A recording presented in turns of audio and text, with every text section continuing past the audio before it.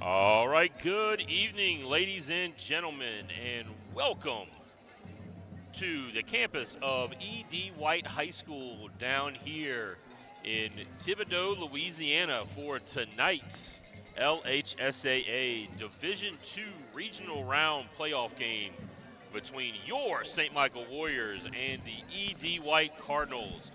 As always, I'm Coach Craig Saylor, voice of Warrior Athletics.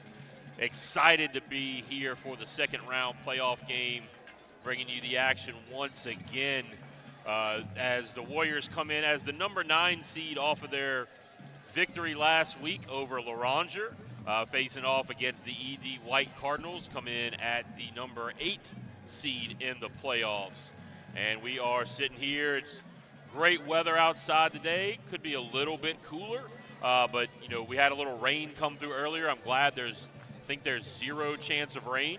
I hear that's a thing down here. Chance of rain never in for a football game in Thibodaux. Really? That's false. That is an absolute falsehood. But anyway, I think if I keep talking about the rain, it might actually rain. So I'm going to shove about that. But anyway, we are here bringing you the playoff action again. As always, joining me here on the trip down to Thibodaux is my partner, the distinguished graduate of 2025 again. Congratulations, partner, Mr. Jeffrey Vaquero, class of 2025. Man, great to be out here. Glad to get to call at least one more game. I'm hoping for another one. Yeah, absolutely, Coach. And, really excited to be down here, like you said, in Thibodaux at E.D. White High School with kind of their tradition and history that they've had with their high school football teams in the past, and really, really great stadium. If you're not down here, the field looks fantastic.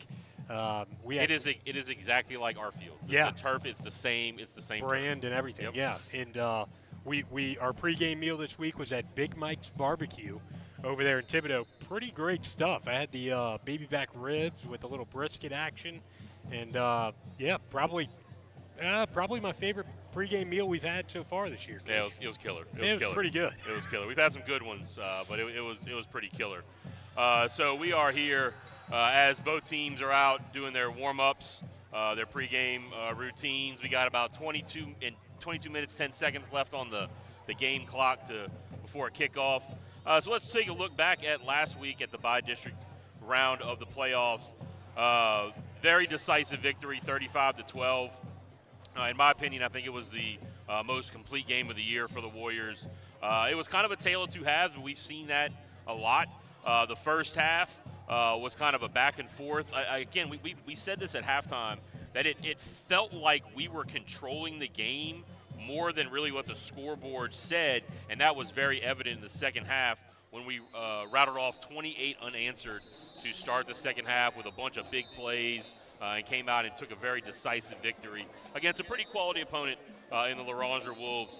Offensively, let's take a look back and at the stats from last week. Offensively, 450 yards total offense. I think that's the best number we put up on the season. 227 yards passing, 223 yards rushing.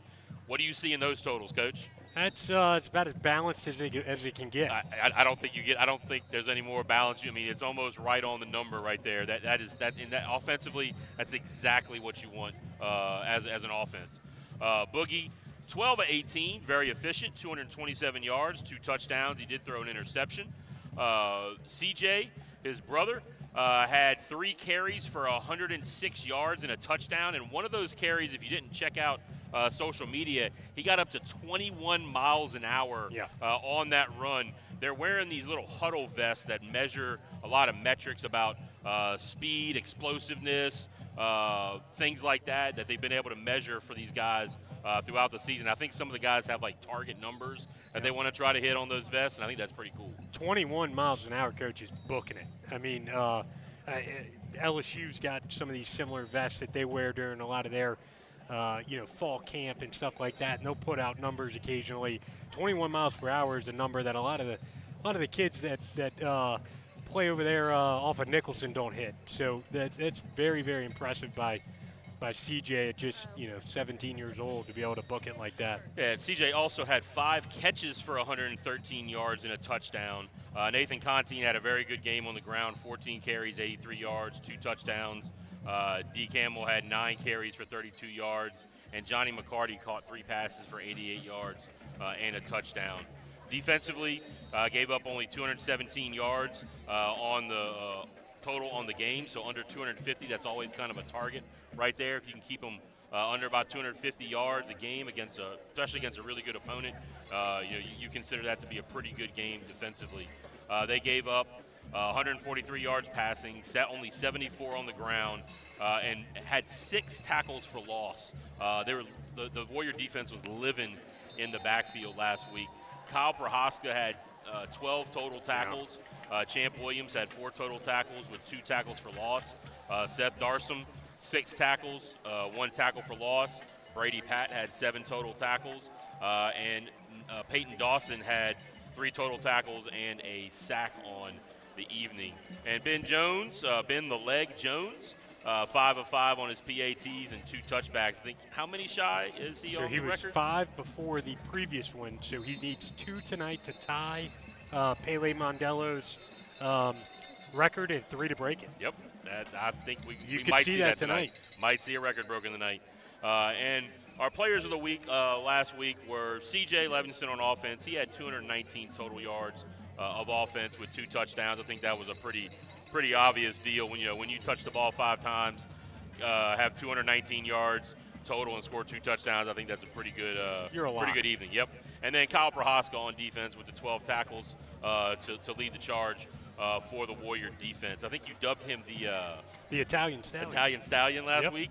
I think that's going around school good. too. Good. That's good news. Yep, there you go. So you got. There's worse nicknames out there. You're right. Offensive linemen get called Big Heavy all the time. You're right. Pork chop and whatnot. Pork chop and beef. Yep. Shout out to Hunter Frugier and Brendan LaCour. Yep. Those 2 guys. Hopefully they're out there listening. But let's take a look at Edie White this week. Again, like we said, they are the number 8 seed in the playoffs here in Division II Select. They are 7-3 overall on the season and 7-0 in district. So their 3 losses were their out-of-district opponents who were 3 5A teams. That's Holy Cross, Jesuit, and Hanville. Not too shabby right there to say our 3 losses were to those schools. Their history, I think you mentioned this before a little while ago. They have a very, very deep history of football tradition here with having a lot of success. Going back to the COVID year of 2020, they were a semifinalist in 2020. They were the runners-up in 2021. They were in the semifinals again in 2022. 2023, they made the quarters, and last year they were the runners-up. They made it to the Dome and came in second in Division II Select. So a storied history of success here on the football field. So this is going to be one of those games that if the Warriors can take the next step, they're going to be able to say we did it against a very good football team and a very good just football program overall. This is a team that knows their identity. Sometimes you play teams that don't know whether they want to be a spread run team or a spread pass team, or kind of they mix and match between different styles. This team knows what they want to do. They want to get into the flex bone. They want to get into the wing T type set. They want to run the option. They want to run the fullback dive. They will run the quarterback keeper. They will get into a little bit of spread, but they know their identity. They know exactly who they are. Defensively, they're giving up only 15.4 points a game. They've pitched 3 shutouts on the year, and they mix between a 3-man and a 4-man front, which is something that I don't know that the Warriors are going to have that much trouble with, because we faced a couple of teams this year already that have kind of done that to us, where they've kind of mixed between a 3-man and a 4-man, just depending upon formation and down and distance and that kind of thing. I don't know that that's going to be too difficult for us to identify. They're not an overly large team, but they do have some size.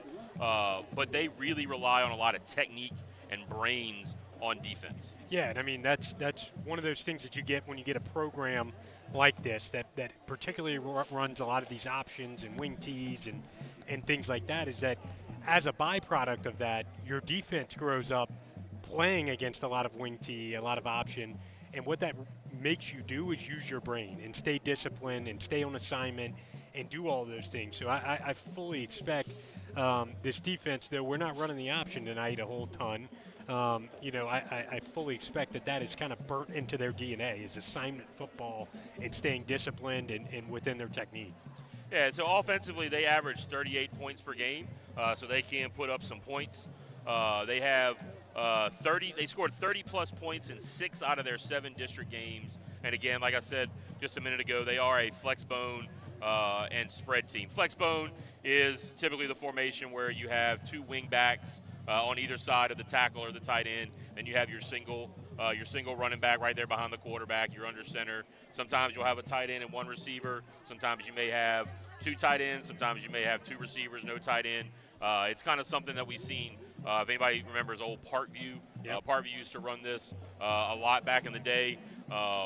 Episcopal ran some of this. This is a very similar style offense to Episcopal. So this is an offense that the Warriors have kind of seen already, even though it was way back in week 1. They've seen something like this before, so it's not something completely foreign to them, even though this offensive style is kind of going the way of the dinosaur a little bit, where we've been talking about spread all year. This is a little bit different style. So offensively, they do have a go-to receiver. It's number 1. He is their go-to guy. That is Chase Knockan, a senior wide receiver. He will line up a little bit as a wing back and maybe play a little running back. He also starts on defense at corner as well.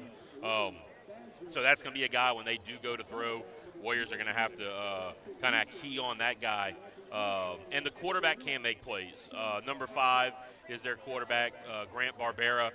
In watching him on film, I don't know for a fact, I don't know for sure, but I got to imagine that he is a baseball player. He is a guy who has a very good arm, but he also can throw from different platforms. When he's rolling out, he'll drop down a little bit, throw a little bit of sidearm. He's very comfortable throwing on the run, which is pretty characteristic of a middle infielder type guy. So he does have some athleticism. He can break one away and go take one to the house if he needs to. Yeah, and that's I wanted to say on that, Coach. That's one of the things that can be dangerous about when you label a team wing tee. Most of the time, you think about a wing tee team or a flex bone team, and you think, oh, well, all they can do is run the football, right? Like Yep. surely they don't have receivers. Surely they don't have a quarterback. Number 1, their receiver Knockan can play, and like you said, number 5 Barbera, their quarterback, can sling it around a little bit. So that's not something where, if you're playing in the secondary tonight, that you can just say, oh, well, I'm getting run off again, and even if I get beat, they're not going to make the throw. No, this kid can make the play. So it's important that in the secondary tonight, that you might not see a whole ton of pass, that you're on your feet and you're on your toes and you're not getting your eyes stuck in the backfield. Because if you miss and you miss an assignment or you miss a coverage or blow a coverage, they can make you pay for that in a hurry. Absolutely. And so let's take a look at St. Michael coming in this week. Again, they passed the first test. They are 1-0 in the second season. That's where you always want to be. You want to be 1-0 when it comes to the playoffs, because once you lose, you're done. So being able to make this second round of the playoffs again this year is a huge accomplishment for the Warriors. We faced Edie White, from what I can tell, going back in digging recently, back in 2017 in the playoffs, where we came down here. We lost 27-7 against a very good Edie White team that year. This is a step up in competition. I'm probably gonna not going out on too much of a limb here. This is not too much of a hot take. This is the best team we played all year. Yeah, and Coach, we talked about this last week. Having LaRondre at home, first time in your home field at Warrior Stadium, opportunity to win a playoff game. We talked about that being the biggest game in program history. Look, obviously, here you are, round 2. I've never won a round 2 playoff game. This is one of those games that feels like the biggest game in program history, and it is. And what I'm excited about, Coach, is the opportunity to potentially get that first, advance into the third round of the playoffs against a program with a name and with a brand around the state like E.D. White, because that shows if you're able to come out here and knock them off on their home field in the second round of the playoffs, mid-November with an opportunity to play on Turkey Week. I mean, look, you cannot write us off anymore as the team that can't advance in the playoffs, or when they do, it's only because you're playing a bad opponent. Yep. No, we're coming down and playing one of the best programs historically in the state of Louisiana, and you've got an opportunity to advance against them at their home field. Yeah, I mean, just I can't stress enough. I'm fired up. This is an opportunity. I think that's the way the kids need to look at it, is an opportunity to go up against a big brand. And so the level is going to have to be raised tonight. Got to take it up a notch, so to speak. Got to bring a little bit more fire to it. You're not going to be able to take off any plays. Yep. This is not going to be a game that's going to be over in the third quarter with a running clock. This is something that if you're going to win this football game, you got to go out and you got to play 48 minutes, and you're going to have to play 48 hard minutes. But this is what all those hours in the summer, all those weights you lifted in the summer, all that practice in August in the just absolute sweltering heat, the 100-degree heat index, all that is what this comes down to right here, to go out and get this opportunity to knock off and be able to advance to that next round. And you put this in your pregame notes talking about us. Last week at the very beginning, you said 35-12 win over Loranger. You thought it was the most complete game of the year. I love that, because momentum-wise, this is going to have to be your most complete game of the year. You're going to have to flush that. This has got to be your best game. But I'm here to tell you, you can win this football game if you come out and play your best game. Yep. All it takes is one turnover, something to break your way, you play your best game, and you're playing on Turkey. And E.D. White, I think, knows that they have to come out here and do the exact same, because we are a team that we can knock you off. We can take you out. We can ruin your plans next week, because we have the firepower, we have the capability to go out here and pull the technical upset if you're just looking at seeding-wise kind of deal. Got to keep your emotions in check here. If something bad happens, you can't hang your head and you can't let it affect the next play. You got to just pick your head back up and play the next play. If you miss a tackle or if they break off a 20-yard run, it's not the end of the world. Just you got to come back and play the next series of downs and all those types of things. You cannot hang your head. Physicality is going to be more important than ever. You have to be the aggressor. You have to bring it against these guys. These guys are very aggressive, by nature. The teams down here, the teams like E.D. White, they win a lot of their games because of their aggressive nature and the fact that they are very tough. They're tough-minded. They're physical. So you got to match the physicality of E.D. White. So on offense, I think balance. I think you said that already. You got to win your one-on-one battles. I think there are some one-on-one battles that the Warriors can't take advantage of, and I think some of those advantages are the same ones we had last week. Our receiving core is very good. Our skill players are very good. Can they make plays? That's the question. And then ball security. You cannot give them, at this particular stage of the game, you cannot give the other team a chance to have an extra possession here, an extra possession there. And I want to throw in a fourth key to the game for the offense there. Do not get behind the chains. And when I say that, your offense is explosive enough to fight your way out of a 2nd and 10, 3rd and 10.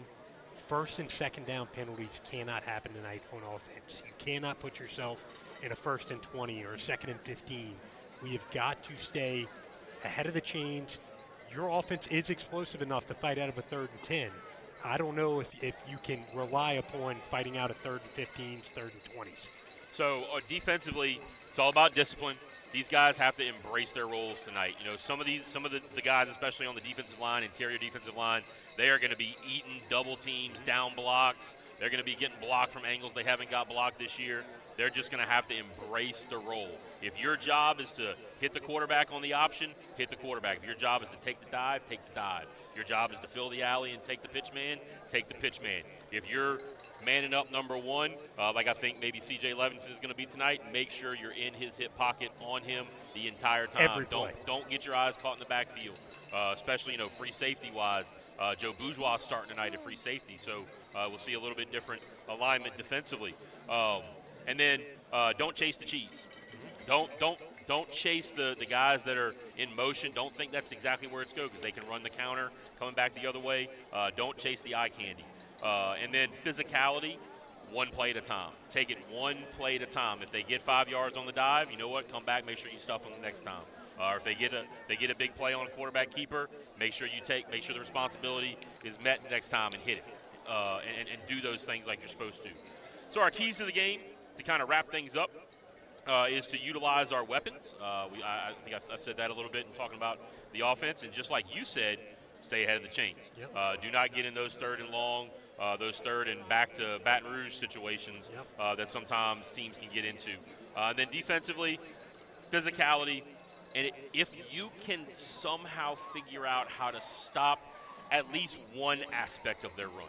Yep. If you can stop the dive, if you can stop the quarterback run, make them kind of be one-dimensional in their run game, I think that gives you a little bit better shot of stopping the offense. And the other thing that I think that might be something big, and we'll see that pretty quick maybe, if you can get out to a couple of score lead, a team like this doesn't want to have to drop back and throw the ball a lot. So if you can get out in front, if you can get a lead, if you can score your first possession, get a stop, then come back and score your next, like if you can, this is not a team that's really built to come back from a big deficit. We talk about all the time, playbooks shrinking in certain situations.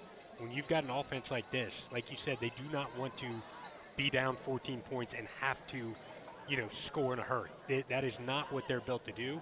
And so, like you said, if you can somewhat make them one-dimensional in that run game, that helps shrink that playbook a little bit. And then, like you said, if you can come out, score fast, first 2 possessions, you get touchdowns up on the board, and you catch a stop or 2 on defense or a turnover here and there, you want to talk about shrinking the playbook. Make a flex-bone team have to just use their passports. Yep. That's not a very big subset of their playbook. I can promise you that. So I'm with you there. Here's another thing I'm just kind of going through my head as I'm trying to separate my sheets here in front of me. It's a little damp out here tonight. It's a very humid. There's a lot of moisture in the air. So does that affect the field conditions tonight? Is the field going to get a little? It's been quite foggy around South Louisiana.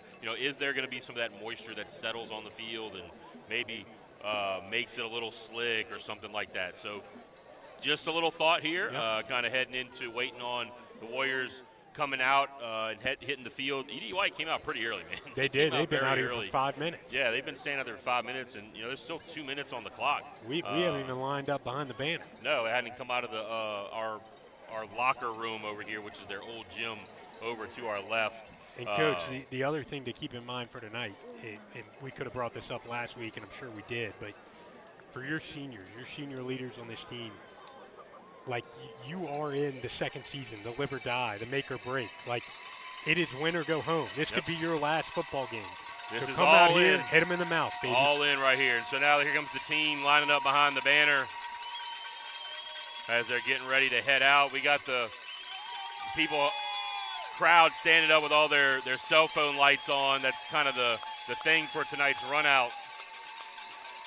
We got a lot of cowbells in the stands today. Shout out to Sutton family dispersing those around. Sounds like the Egg Bowl a week early in here. Don't get us started on the old Egg Bowl situation, Coach. I'm sure we'll talk a little Lane Kiffin later. And here come the St. Michael Warriors to the field. All right, man. It is time, brother. It is time. We'll have the prayer, national anthem, and coin toss coming to you here. We'll take a brief timeout. This is Warrior Broadcast Network. We'll be back.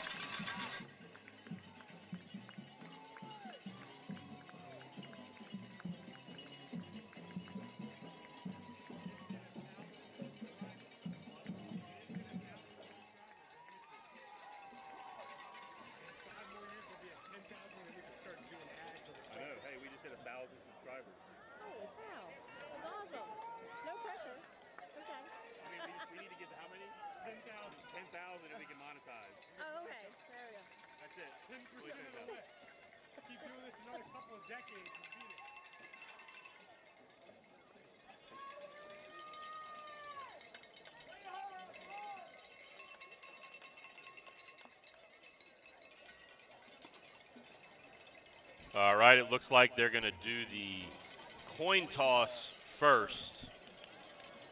Looks like captains over there for E.D. White first, number 7, Charlie Diedrich, and number 5, Grant Barbera. Looks like the captains for the Warriors are going to be number 1, C.J. Livingston, number 7, Jackson Sampson, number 26, Ben Jones, and number 53, that is Tyler Bro.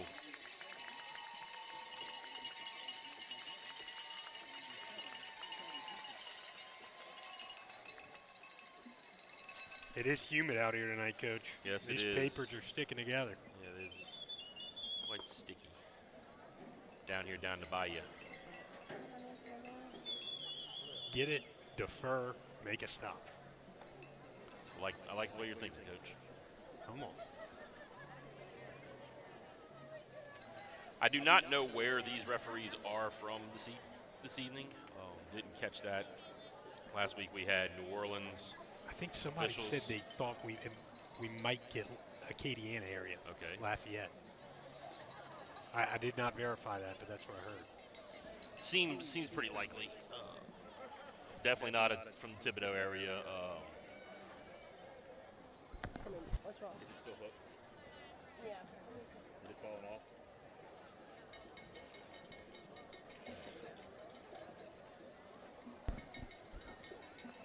Definitely not from the Baton Rouge area either.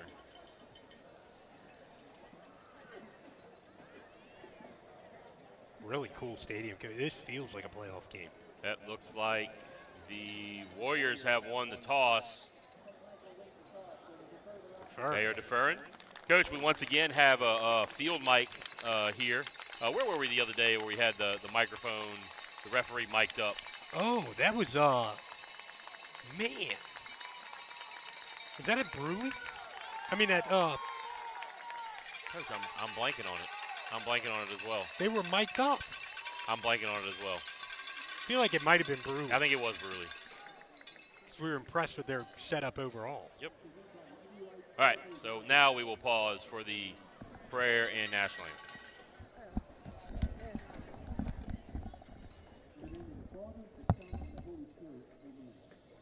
Dear Lord, tonight we gather in the spirit of competition to honor you and give you thanks for the abundant gifts and talents that you have provided us.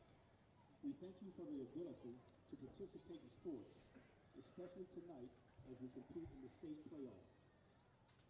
We thank you for the opportunity and ask that we may use these gifts to the best of our ability to bring honor to you.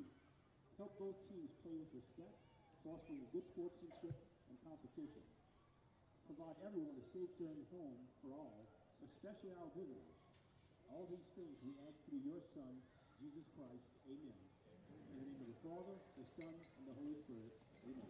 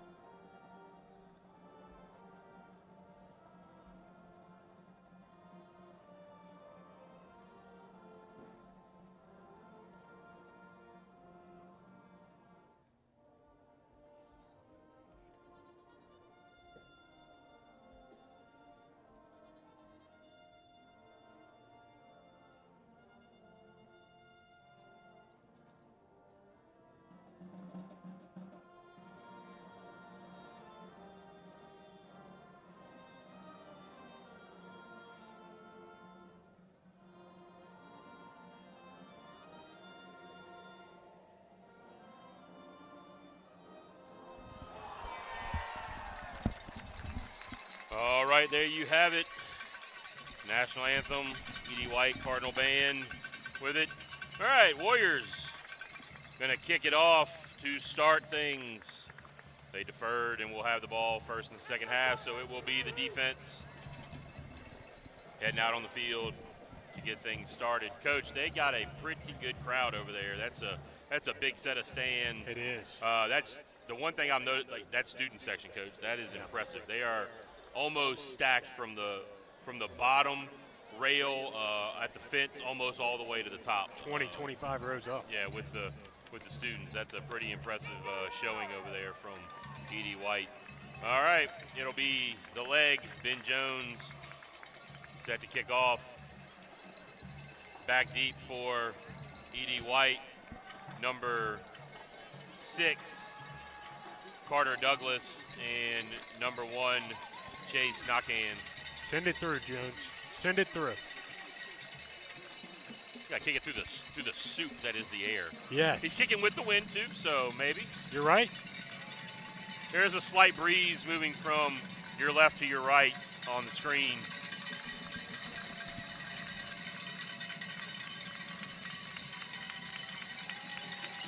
Jones approaches it, kicks it high. It's going to be a little short.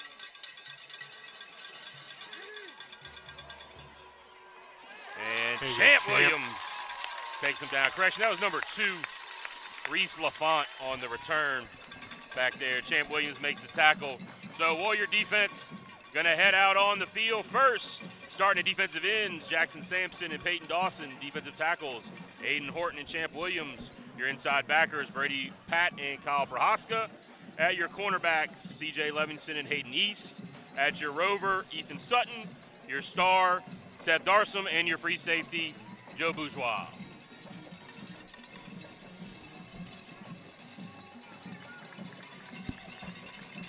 Flex bone, handoff. Nope, keeper on the quarterback. He's going to get out across the 35, about the 35-yard line. That'll bring up what looks like a 2nd and 4. We do have a little low angle for you tonight. We apologize. We are in the visitor stands, as you can hear. They're only about 10 rows up, so we'll do our best with that camera angle for you. Flex bone again, 2 wings. Motion, that's going to hand off up the middle to number 27, who's just getting stacked up. Sampson and others. They stopped it, yeah. Be 3rd and 1, 3rd and 2. That's number 27, Owen English, who's playing the B-back for E.D. White.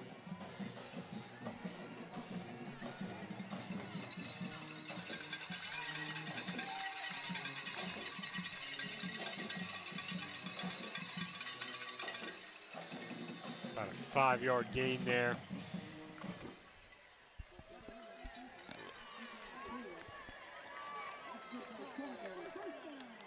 And first down for E.D. White out to the 43-yard line.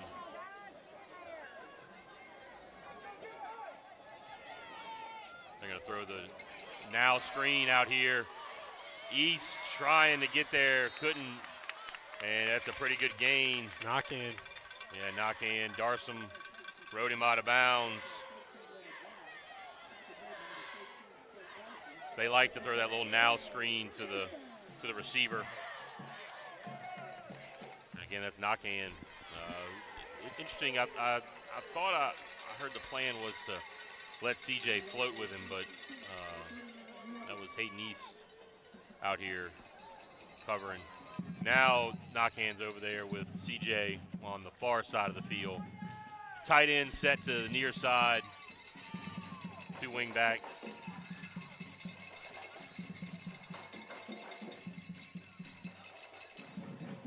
Gonna hand it off to LaFont. And nice play. That was Ethan Sutton off the edge. Yeah. Making a nice stop.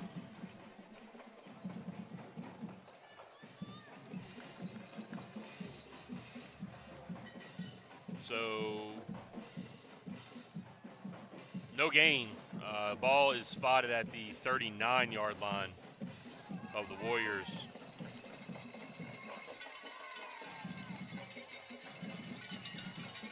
Probably more of a passing formation here, Coach. See what they do. Oh, they're going to hand it straight back to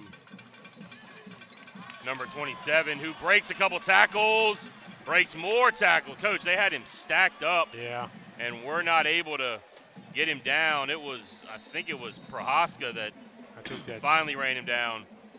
Yeah, we got a player down on the field. That Aiden Horton. Yeah, that looks like who it is. I think it's Aiden Horton down the field. So we'll take a injury timeout as well. We'll be back to the Warrior Broadcast Network.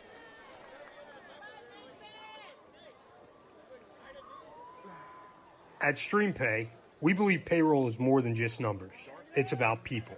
When you partner with us, you always know who you're working with. Real experts and real support. No call centers, no confusion. Just a trusted partner invested in your success. StreamPay. Payroll made personal.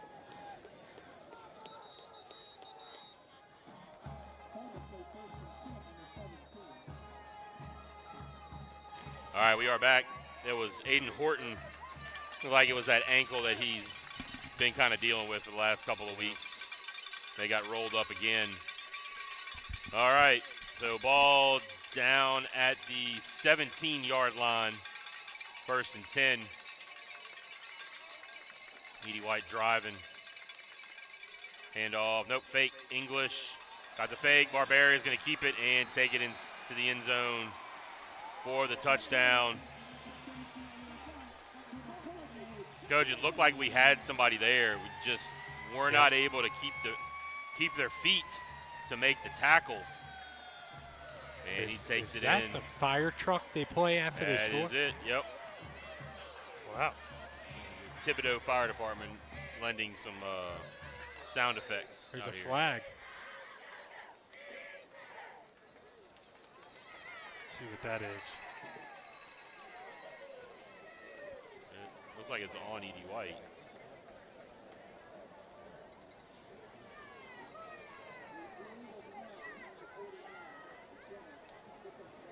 Yep, it was a false start. Center picked it up.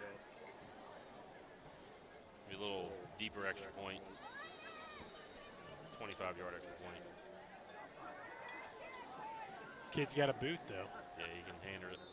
And it is up, and it is good. That's number 25, Jonathan Lee. With 9 minutes left to go here in the first quarter, your score, Edie White 7, Warriors 0. We'll be back.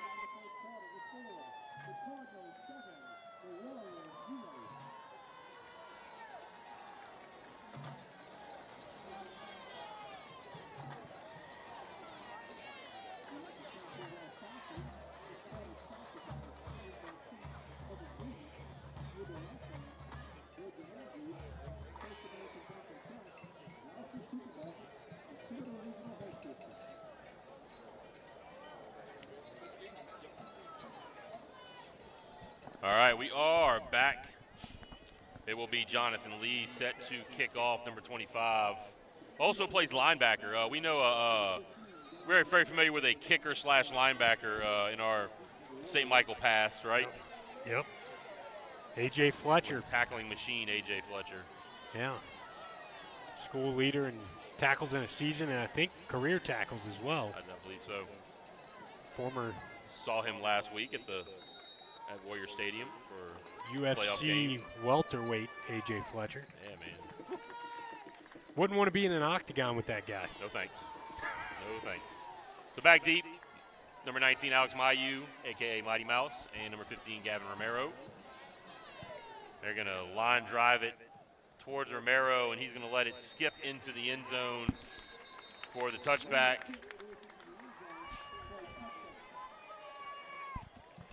Good decision there to let that one go ahead and go into the end zone. Huge shout out, Coach, down to the Prairieville walk-ons. Thanks for joining us down there. Yeah, pretty cool. Offensive starters for the Warriors. Quarterback number 2, Boogie Levingston, or number 3, Boogie Levingston. Running back number 2, Deontay Campbell. Superback number 20, Grant Baldwin. Number 0, Johnny McCarty. Number 1, C.J. Levingston. Number 8, Damian Willett. Number 11, Jack Boyles are your receivers. Number 7, Sampson is your tight end. And we'll finish up with the offensive line here in a second. Handoff. D. Campbell has some room on the outside to the left side. Your offensive line Right to left, number 77, Noah Bourgeois, number 53, Tyler Bro, number 58, Seth Kimball, number 63, Gordy White, and number 74, Doug Kelly make up your offensive line. Nice first play, 2nd and 2 out at the 29-yard line, 28-yard line. D. Campbell bounces it, has room. He's going to cross the 40. They're going to give him the 45-yard line, Coach. Another great run by D. Campbell. Yeah, D, good job of bouncing it out there. It seems like he wants to test out that outside edge to the left side of the offense. Found 2 early successes there. 17-yard run.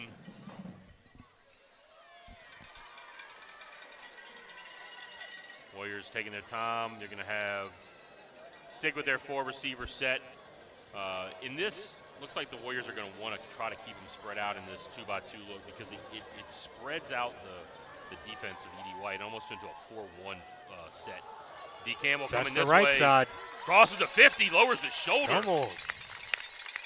But in looking at him on film, when you do get him in this 2-by-2 spread look, it spreads out the inside of their defense. Their linebackers widen out, and you really only have the one guy right in the middle, and that's advantage Warriors right there. Yeah, I'll take. E.D. White's playing a too high look here.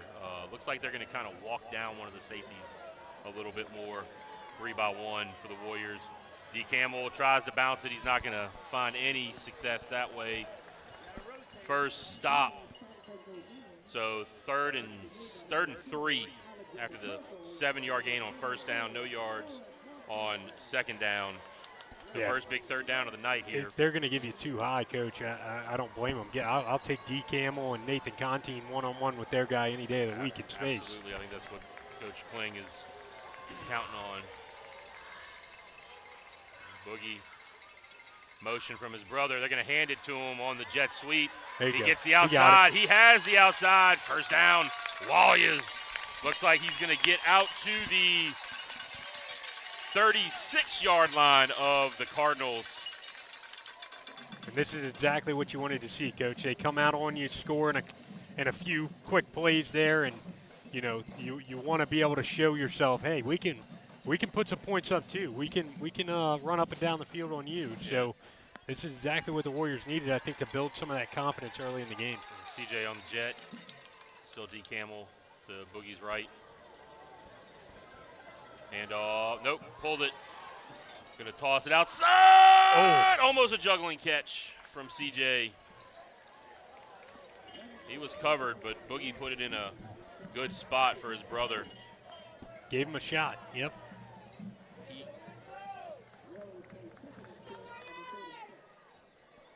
Right on the sideline there, covered by, he does number 12, Evan Arsamont. 2-by-2 again. Handoff D. Campbell. And he gets tripped up. So, Coach, we did see a little bit of a slip out there from Boogie after he handed that ball off. I think he tried to carry out his fake and stumbled.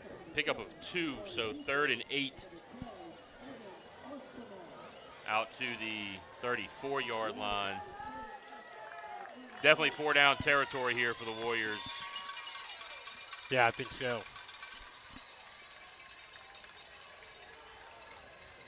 Something to the sticks here. Yeah, trying to freeze. Discipline on the side of the Cardinals. They didn't jump. Boogie's going to roll to his left. Got pressure in his face. He's going to dump it off. Ooh. CJ was there. It hit him in the hands. Could not come up with it. So it'll be 4th down and 8 from the 34-yard line. I think that's you got to go here. Bit out of the legs range. It would be close, but I think you got to go here. What I'm worried about, Coach, is that we talked about the field and the slipping on the field. A little bit of that moisture. It looks like it's settled onto the field. I think this is probably a out route to McCarty at the bottom of the screen. That's been their go-to. Yep, definitely. And that's where Boogie's looking. He's going to throw it out there. And Johnny has the catch. Yep. First down, Warriors. There it is, man. All Great call, year, Coach. All year. That's what they want to do whenever they need a play right there is send McCarty to the sticks, get him the football, and he usually, just like right there, he's never going to get tackled by the first guy. There's going to be a fight. Yeah, he needed 8, and I think he got 10. Yep. McCarty's helmet came off, so he has to come out for at least a play. Joe Bourgeois in at that receiver spot. McCarty will be back in just a second. So ball at the 26-yard line. Contine in. Contine looking up Go the ahead, middle. Contine. Contine, nice run. Got about 7, 8 yards on that. Down to the 19-yard line. That'll be 2nd and 3. All I got to say is thank goodness that we call for our school and not for a third-party company because I'm just too much of a fan. I mean, I catch myself. Me too. Low snap and flag being thrown. That's going to be something on possibly the Warriors. False start. Yep. It'll be movement. I don't know if a running back moved early or one of the guys on the edge moved a little early. So there's that. Not behind the sticks, but you know, instead of a 2nd and 2, you're back to a 2nd and 8. 2nd and 3, back to a 2nd and 8. So ball's back to the 24-yard line.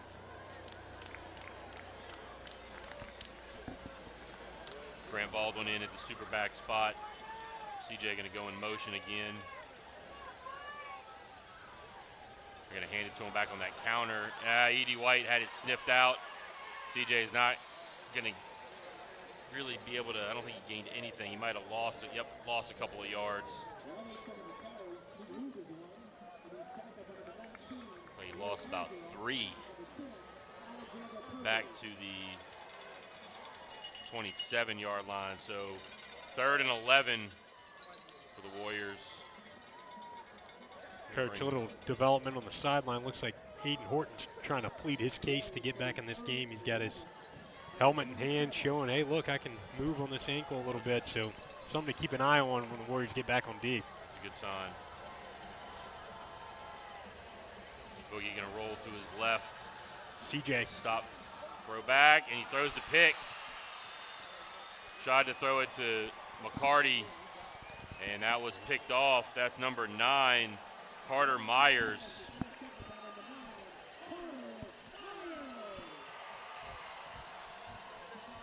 I'm not sure if Boogie would have just kept running out there, if he could have maybe picked up the first down on his with his legs. But picked off by Myers, so that'll be first down and 10 for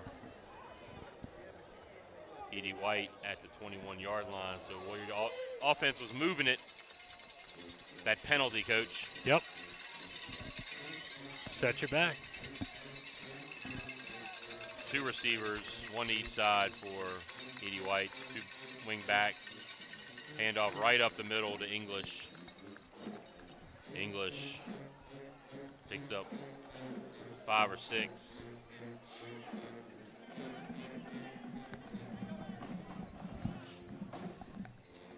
They're going to mark it at about the, I think about the 26-yard line, so 2nd and 5. English again right up the middle.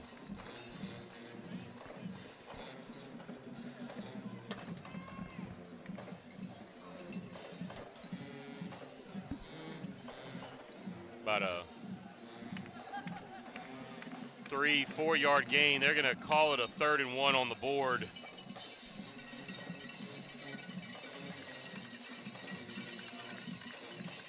All right, it's a 3rd and short.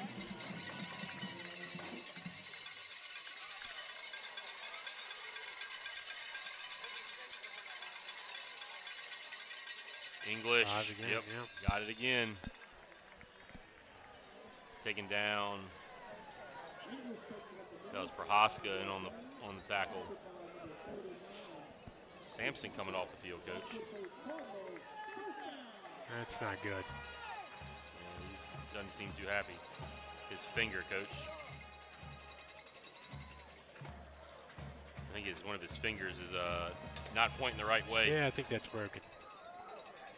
It's like people from Oshner are going to get upset there. Popped it back in place for him. Buddy tape it. Barbera going to drop back. Oh, yeah. Drop the ball, and he's Man. going to fall on it. Oh, and late. there comes the flag. Oh, I think this is going to be offsetting. It'll be post play, so it should Still settle get the result. with the result. I mean, both of those were thrown really late. I think it was a classic case of they caught the second guy there, the retaliatory player. There's been a little extracurricular after the play. Yeah, their guard has been getting aggressive. Looks like they got them though. Yeah, they did. Edie White going to get hit with the penalty, I believe. We should get the result of the play as well. Yep. So that's going to be way back.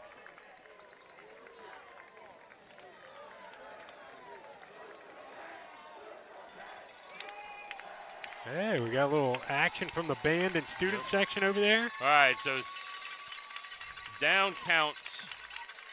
They got pushed back all the way to the 12-yard line. It's going to be second and very long.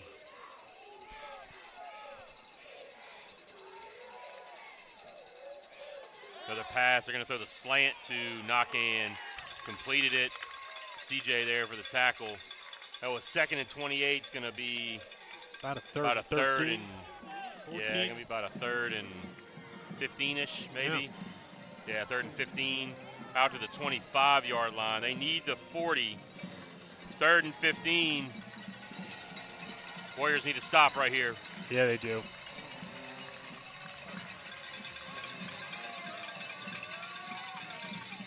Three receivers, two to the near side with the wing back on this side as well. Barbera going to drop straight back. Going to look down the seam. He's wide open, Coach. That. What a catch. Wide open to number 2. Reese LaFont right down the seam. Nobody running with him. That's a good thing that wasn't a very accurate pass. That could have been a touchdown. It was 4 verts, Coach. They caught you there on 4 verts. Yeah, I think Joe Bourgeois ran with the crosser, who was the wing back. Yep. That's exactly what he's got to do. Yeah. Right play. Got to carry that guy up the seam right there. Unbelievable catch right there. Josh, was that LaFont? LaFont. What a catch. His fingertip grab as well.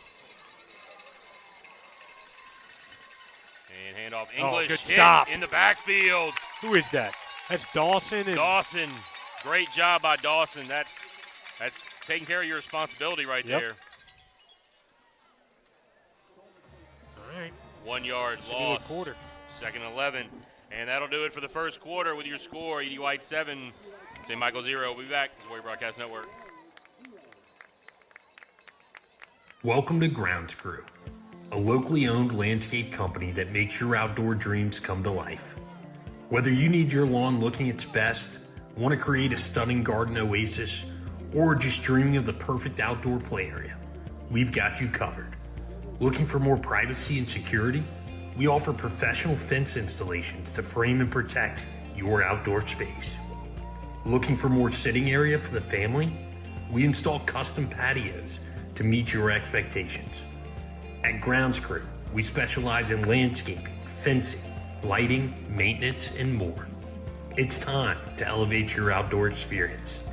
Call us today at 225-333-8582 or visit us at groundscrew.com to schedule your consultation.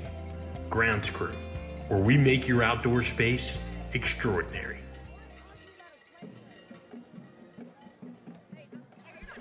All right, we are back. It's the beginning of the second quarter. It'll be second and 11 for Edie White. They're going to throw the now screen again and dropped by Knockan. Coach, it's almost impossible to see what's happening right there on that play. I mean, they're almost right dead in our line, in our eyesight here. All right, 3rd and 11. You got to look for the 4 verts again. 4 verts or that slant to the backside to knock in. They're going to roll out with Barbera. And nice job, Hayden East. That was a good-looking play there by Hayden East. Tried to go to the rollout to the comeback route right at the sticks. Excellent play. That was intended for number 8, Cole Bodine. You needed that, Coach. You needed that. Huge stop right there. So that's going to force a punt. Jonathan Lee is also the punter. Number 25. Punter, kicker, linebacker.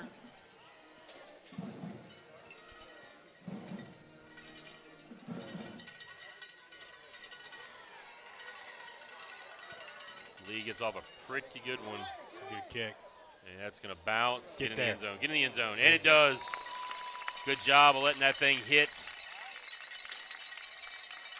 And it rolls into the end zone, so it'll be first down Warriors at the 20-yard line. See if they can put together another good drive. Good defensive series there. You got them in a 2nd and 28, then a 3rd and 15. They hit the big play on you. You flex up a little bit there. That's what I was talking about in the pregame. Just because they made one big play doesn't mean that you have to hang your head and think the game's over. The Warriors came back and got the stop on the next series of downs. Yep. All right, so Boogie with.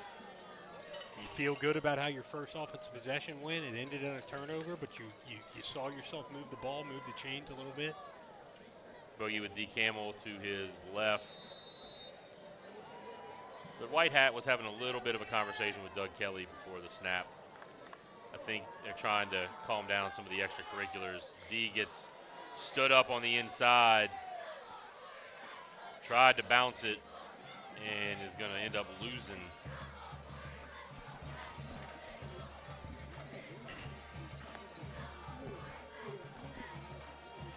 Jack Boyles checking in. So we have 4 receivers now in the game.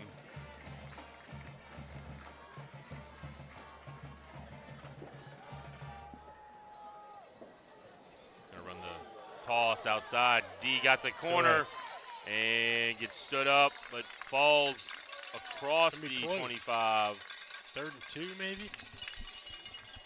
He needed the 30. I think he's going to get, it's about 3rd and 2. Ball's about the 28-yard line. D's running hard tonight, man. Load his shoulder on two different occasions. I think, you're going to see the Warriors try to test the inside every once in a while, but I think getting on those edges is where they're going to find most of their success. But you still got to try to run it kind of in between the tackles. Keep him Can't honest. completely give up on it. D. Camel on the stretch. He cuts it back. He's going to get the first down. Nice run by D. Camel. First down Warriors. And Sampson's back in there right now, playing up back for you. 5 minutes after having a ring finger point in the wrong direction, that's pretty tough. Yeah, he took number 25, Jonathan Lee, and kind of planted him in the ground. Little overload set here for the Warriors. Tight end and 3 receivers to the near side. They're going to hand it to D on the stretch, trying to get the corner, and if he could have stuck his foot in the ground and got vertical, just slightly quicker. Kind of hesitated on it a second, had a little lane. Run down from behind by Harrison Jones, the backside defensive end. D got 1 out to the 31, 2nd and 9.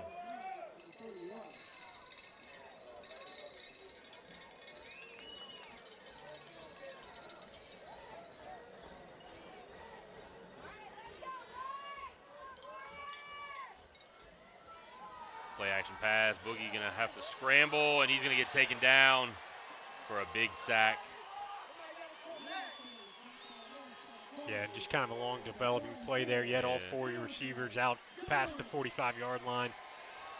And a little pressure in his face from the very beginning there, and just trying to dance it around, stay in the middle of the field a little bit. They tried the verts. tried to run the play action, and the defensive line got a little bit too much pressure there. Here, I think just fighting for a little bit of field position. Yeah, see if Conti maybe can break a couple tackles, pick up about, maybe get back half to the line of original line. Boogie's going to pull it. He's going to try to hit outside and gets necktied there. Picked up about 1, 2. Yeah. 4th and 24. That's about really all you could do. I mean, you're at 4th and 26, 27. Yeah. After that previous play, trying to run some long developing route is probably not going to. Yeah, inside your own 15, too. You want to give Ben a little cushion to get a kickoff. No. Ben Jones at his goal line and fielded by Nakan at the 35-yard line. So Edie White's going to have good field position. We'll be back on Wave Broadcast Network.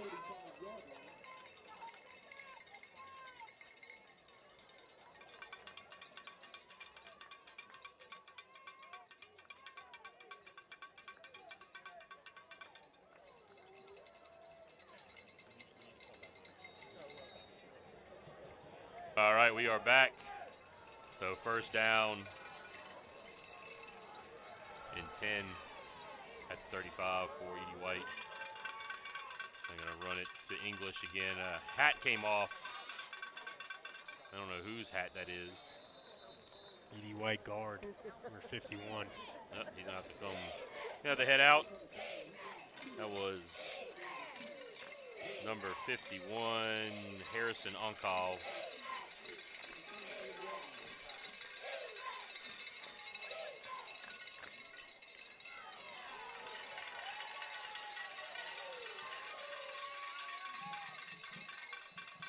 Try to go with the hard count there.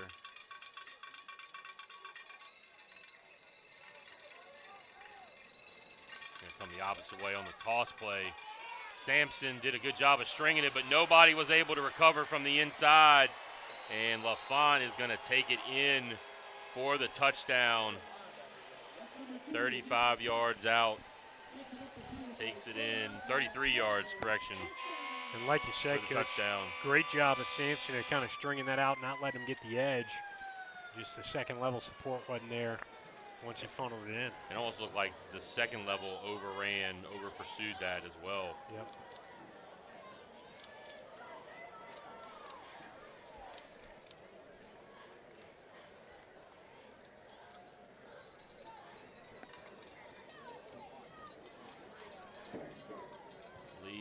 For the extra point, and it's up, and it is good. With 6:44 left to go in the half, your score, Cardinals 14, Warriors 0. We'll be back.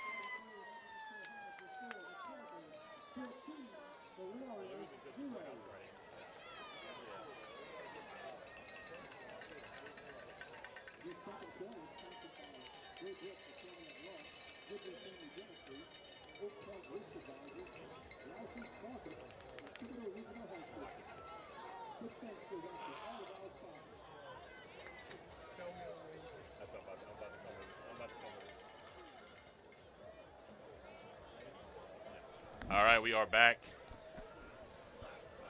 So after the punt, Edie White's able to punch it in from 35 yards out on the LaFont touchdown run.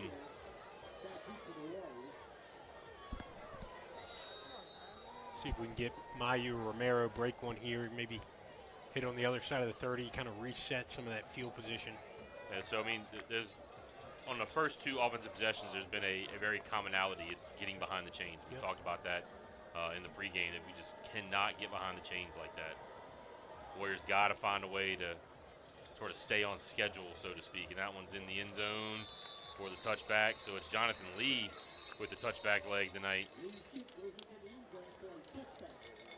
And you can see, Coach, talking about the aggression of Edie White. After every play, they're blocking and making contact until the whistle, and maybe just a little bit after the whistle. A little bit extra after the whistle. I do believe that number 64, Joseph Picciolo was ejected from the game for throwing a punch. I have not seen him back out there, the guard on that personal foul. I do believe that he was ejected from the game for throwing a punch. He was one of the ones that was getting after it after the I whistle. haven't seen him back out there. I believe he got disqualified. Jet sweep, CJ coming to your near side. Gets hit by 3 or 4. Coach, I don't think he's going to be able to slow play it like he's done in some games prior. He's just going to have to take it. He's going to have to go full speed and just stick his foot in the ground, be decisive, and turn upfield and just hit it full speed. Yeah, the second level of E.D. White's defense is very aggressive in their pursuit, and they're meeting him at the sideline. They know he's going to the sideline. C. Camel, next to Boogie. Boogie dropping back, throws it. CJ cannot catch it right in the chest. Yeah, and I think that's exactly what happened. He tried to use the body instead of the hands, and right off those shoulder pads. I'm not sure why any of these guys would use the body. They have these gloves nowadays. It literally is like you have glue on the fingers. gloves. I mean, those things. They're unbelievable. That's where you lose a little bit of the focus and you try to body catch it. The Warriors are going to call a timeout on a very, very important 3rd and 8 at the 22-yard line. So we'll take a timeout with them. We'll be back. This is Warrior Broadcast Network. At StreamPay, we believe payroll is more than just numbers. It's about people. When you partner with us, you always know who you're working with. Real experts and real support. No call centers, no confusion. Just a trusted partner invested in your success. StreamPay. Payroll made personal.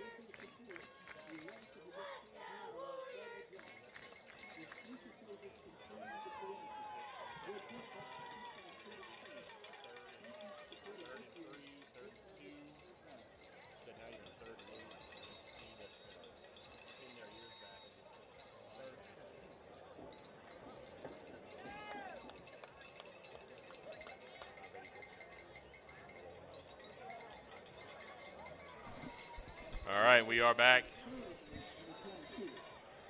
Yeah, like you said during the break, this is either going to be a rodeo right or it's going to be McCarty to the sticks again. Rodeo right. Going to roll out. Boogie's got room up. Tries to throw it back across the middle. A little late, and it is knocked away by Knockin.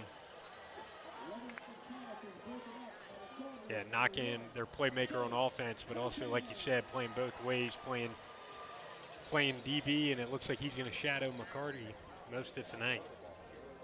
I mean, Boogie just threw that a little bit late, back across the middle.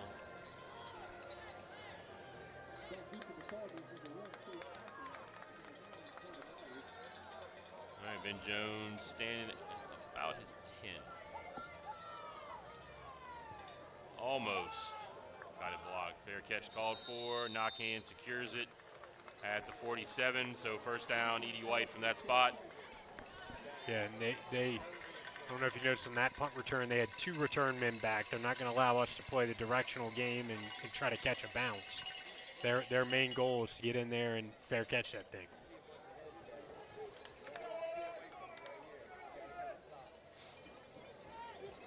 Well, there's number 64, Coach. I think I was wrong on the ejection on 64. He's out there. I didn't see him on the last series, so I thought maybe might have been that a self-imposed. He was out of the game. Hand off to number 4. He cuts it back. CJ is going to corral him. Number 4, Landon Babin on the carry. Good job of wrapping up there by CJ Livingston.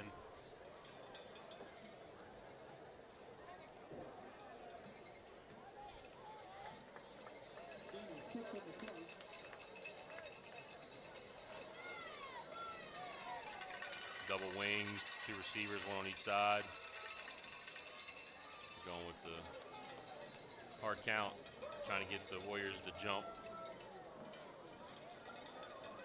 That was Douglas in motion. Coming back this way. And the counter back up the middle. Champ Williams. reached out with those big paws and grabbed number 6, Douglas, or Carter Douglas. I was just thinking about that before that play. Champ has been relatively quiet outside of the kick coverage game to start the game off, and there he is, giving yourself an opportunity here. Maybe get off the field. Number 13, Hayes Tabor, checking in at tight end. They're going double tight. Yep. Here on this 3rd and 2. Off to English, and he's going to get enough for the first down. Ball out. Oh, is he on Dawson is on it. No, they're going to say after he was down, so they're going to call him down. First down, Edie White. 36-yard line of the Warriors. The Warriors are going to try to figure out probably a good thing, here is to try to create a turnover. And if you can get the ball carrier stopped, maybe the next guy coming in, a little peanut punch or rip at it.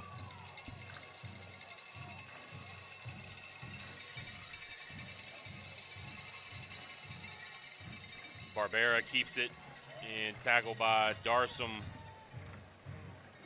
but he's going to pick up good yardage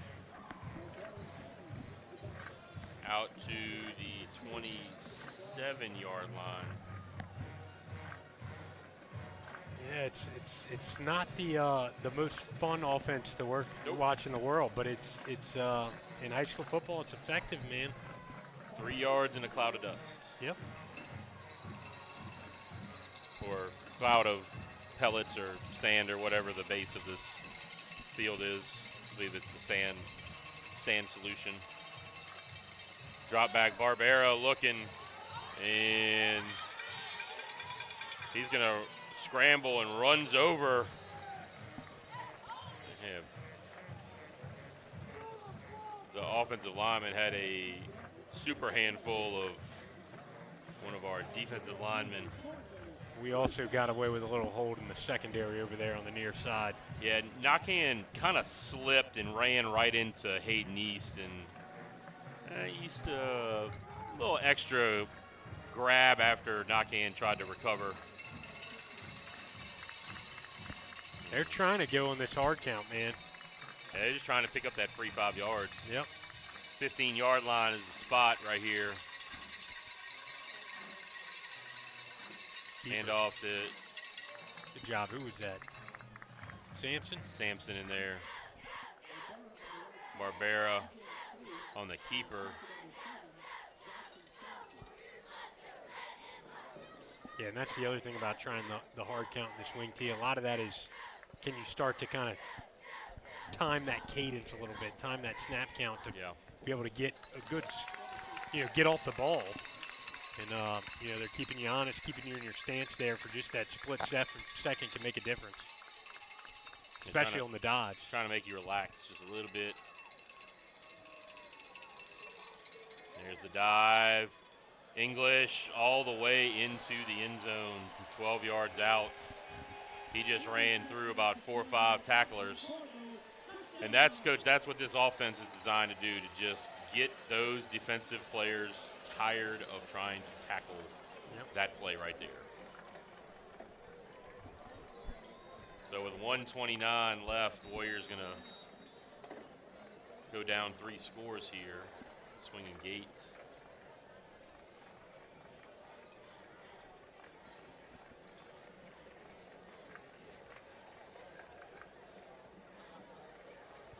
It's up, and it is good. So with 1:29 left to go in the half, Cardinals 21, Warriors 0. We'll be back. Warrior Broadcast Network.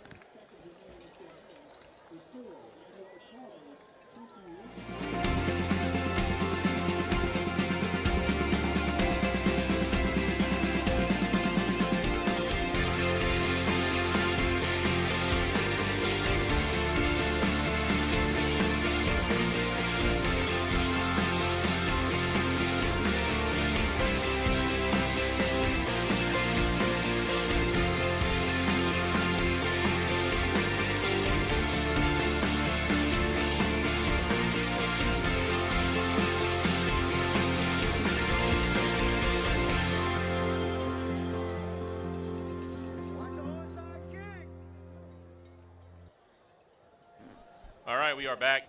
I'd like to thank our sponsors, the Long Law Firm, EBS, StreamPay, and the Grounds Crew for sponsoring us all year long here on the Warrior Broadcast Network. Romero going to take it inside the 5. And a flag going to be thrown from way behind the play. Romero doesn't even get the 20-yard line. Probably going to be a hold. It tends to be what that call is.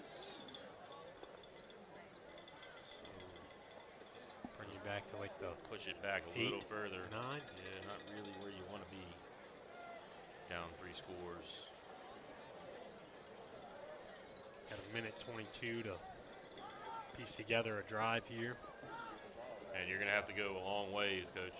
90 yards. A little more. At least. Yeah, it looks like it's be about the 9-yard line. 8.5. Yeah, going to be down at the 8. Like the 8-yard line. So Warriors going to have to take this thing 92 yards in a minute 22. We head into half here in a minute and 22. You got 2 timeouts.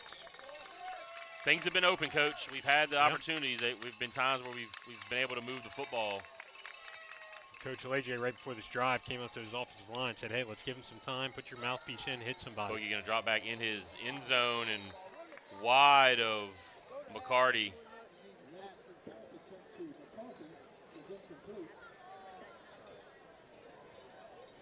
As the offensive coordinators in the stands are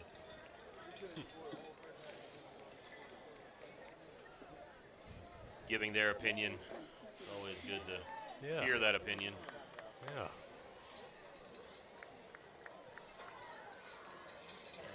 Warriors in the empty set now. Straight drop. Boogie going to scramble. Has pressure in his face. Long and flag. Where did that came from? The 45-yard line. Way back there. That's going to be a hold, I believe.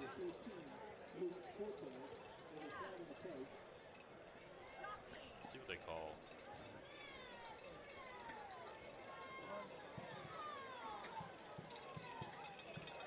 Trying to find a white hat.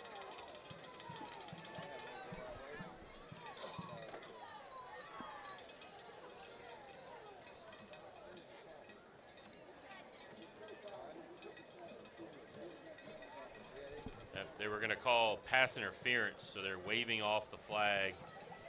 Boogie runs out of bounds after about a 2-yard gain, so that stopped the clock with 1:10. Could have used that PI. Yeah, that'd been nice to be able to have that. He ran out of bounds. Why is the clock going? They got it down to 103 now. I think they ran some time off. Boogie dropping back. Trying Good to ball. hit. Good ball. Get out of bounds. Got the first down Warriors. McCarty on the reception. It's a short little 10-yard corner there. Good job of Boogie just not putting a lot of air on it. Put it on your man. Let him do the rest. 26-yard line, so about a 15-yard pitch and catch. Boogie pressure, going to scramble. Now they're going to throw the flag again. He throws it down the field, trying to throw it to Willett. Boogie a little slow to get up. Now they're going to call the holding.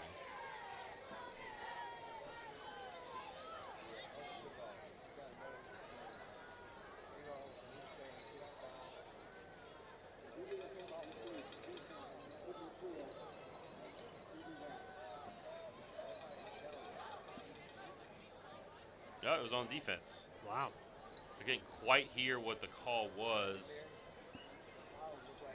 So I've heard number 74 got hit with the flag on defense.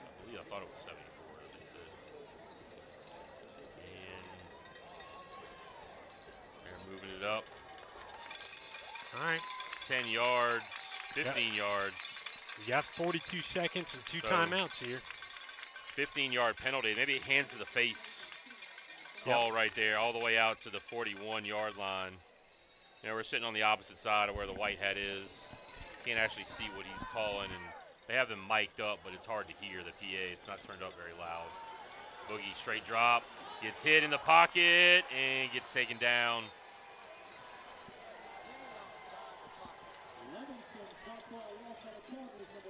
No timeout here. Dropped all the way back at the 35. Gonna take it all the way down. Lost about 6. Second and about 16. Yeah, Warriors are going to let this thing run out. 10 seconds. One more play. Boogie straight drop back. Trying to hit McCarty going to the sideline. He gets out of bounds with 3 seconds left. Good route. He's going to be, they're going to mark him short of the, nope, they're going to give him the,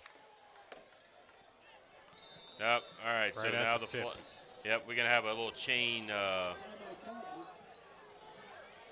It literally doesn't matter if it's first down. You got 1 play left. Coach, that's a bad spot, too. I thought he got out at about the 49-yard line. They're giving him the 50. So timeout called, I believe. We're going to have 1 more play before the end of this half. Yeah, and, I mean, you probably got to go 4 verts to the end zone. I mean, yeah, something down towards the end zone. Boogie's going to throw this ball probably about 55 and 60 yards in the air to get the goal line. 6-man prevent, 5-man prevent, all the way down there at the 5-yard line. Yeah, the picket fence at the goal line. Some room up front to the 4-man side. Yeah, they might try to just throw a screen here and do a little. You throw it to McCarty. McCarty's going to drop back and pass.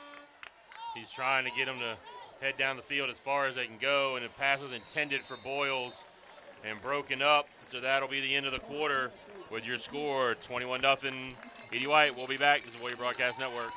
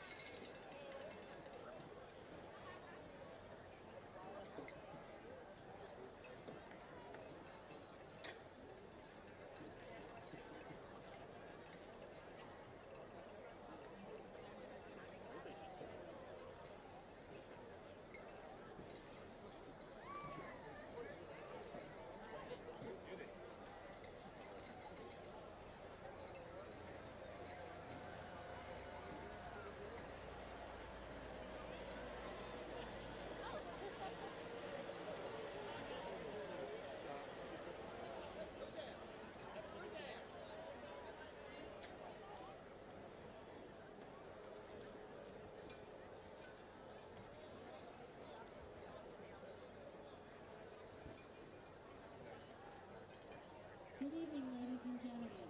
At this time, we direct your attention to the 50-yard line as the lovely dancers take the field. They are under the direction of coaches Jack Hill, Mary Richardson, Captain Willie Mouton, co-captains Anna Tate and Caroline Valerie. Backed by popular demand, please give it up for your St. Michael Warriorettes as they perform the fan favorite hand clap.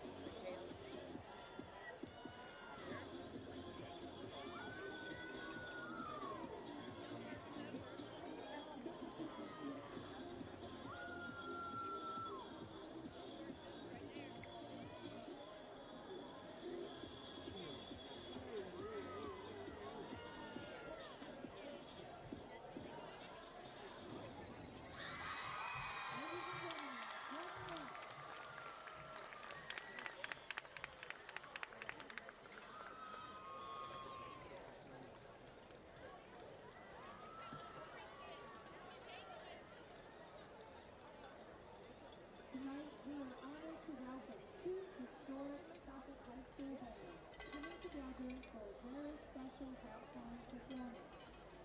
These programs have a long tradition of excellence, musicianship, and community spirit. This evening, I invite to share that legacy with us. Under the direction of their combined staffs, the ensembles will begin with a beautiful and timeless spiritual. Please enjoy their joint performance of Let Us Break Bread Together.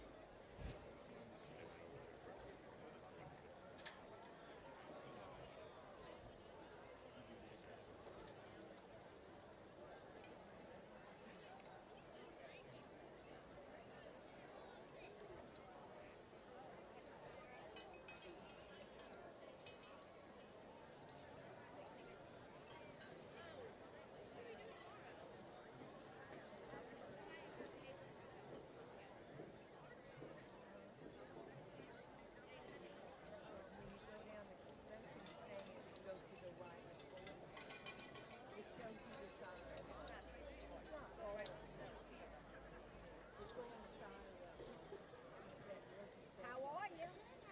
Good. It's me and Danny today.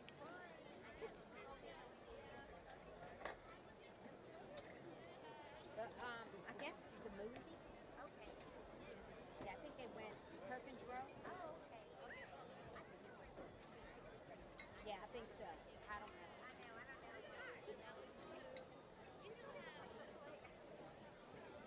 I have no clue. I didn't want to go to that. I'd rather come to football.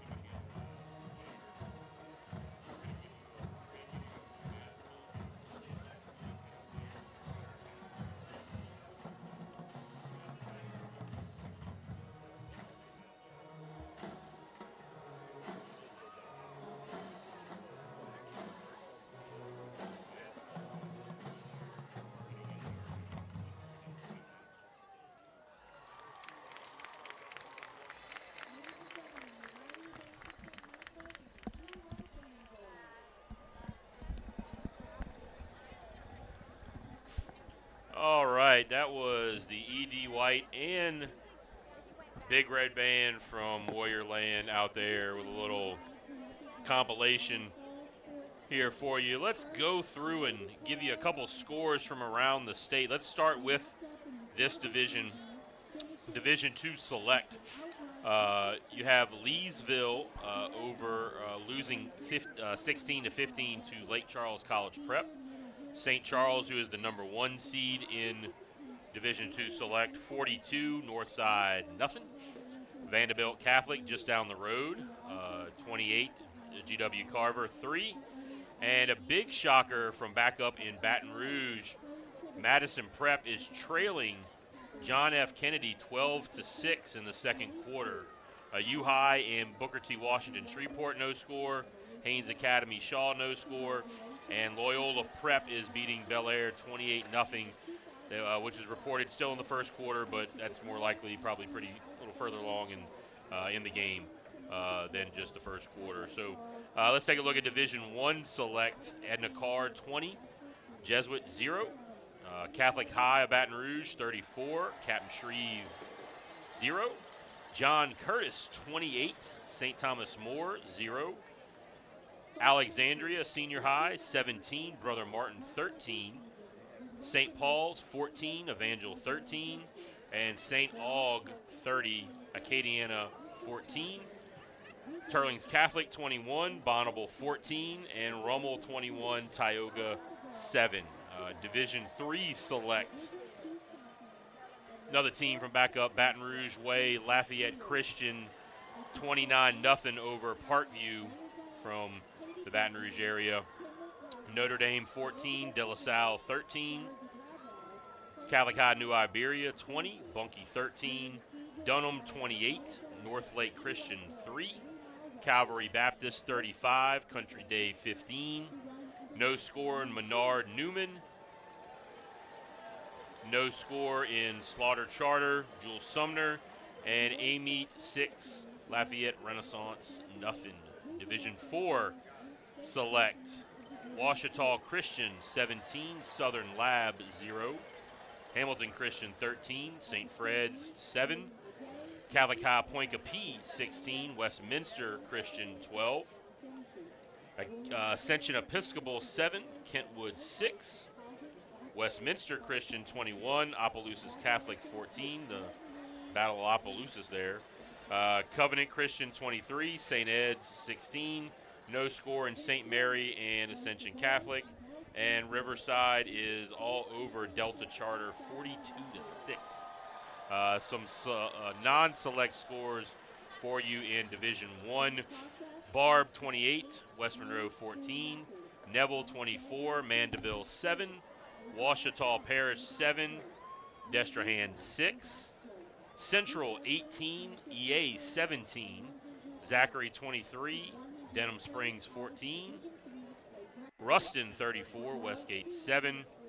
Southside, 28. Terrebonne, 22. And Parkway, 14. Parkway, 17. Hanville, 14. Division II non-select. Lakeshore, 28. Cecilia, 14. Iowa, 22. Northwest, 14. Plaquemine, our district rival, 22. Wassman, 0. North DeSoto, 35. DeRitter, 7. A battle of District 6-4A teams who St. Michael is very familiar with. Bruley, 21-7 over Westfell. And then Lutcher, 28. Franklin Parish, 19. No score, Opelousas, Belle Chase being reported yet. And Franklinton, 13-6 over Jennings. Division III non-select. Oak Grove, 35. Richwood, 0. Union Parish, 14. Erath, 6. Church Point down 24-8 to Laurelville. Gina, 32. St. Helena, 8. Kinder, 18. Kaplan, 0. St. James, 39-0 over Manny. Mansfield and Marksville are tied at 24. And Sterlington over Donaldsonville, 42-14. In Division IV non-select, Mangum, 27. West St. John, 6. Jeanneret 16, Grand Lake 7, 14-14 tie, Elton and North Ib. 24-20, Welsh over Logansport. 13-7, Jonesboro Hodge over Vinton. No score, St. Mary, West St. Mary and South Plaquemine. 12-0, East Feliciana.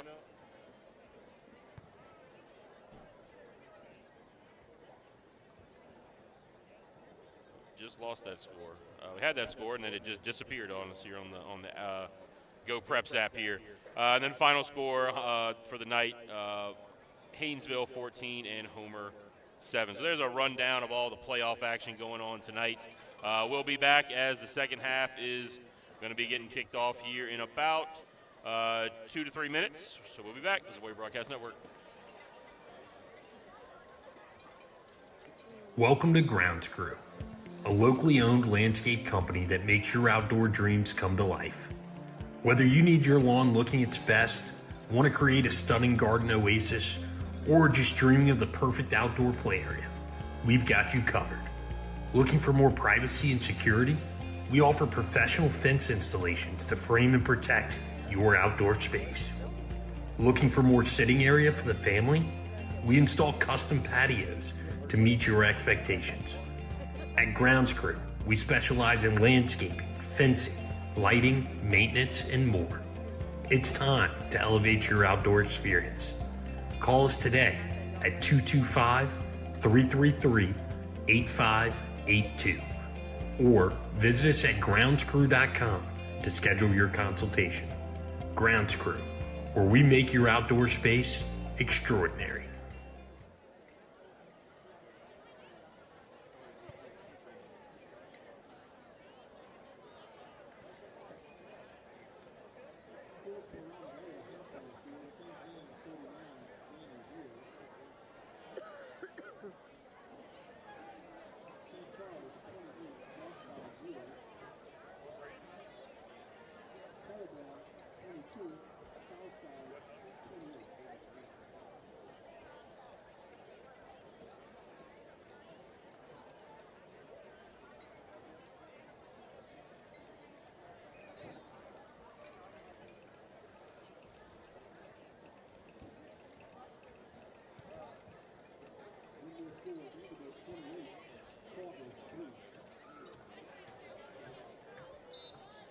Got 2 mini waters each.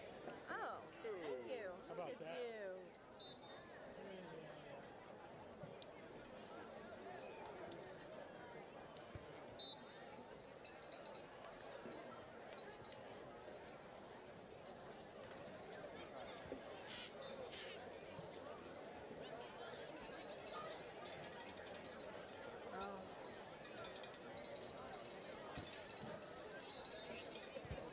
It's so tiny.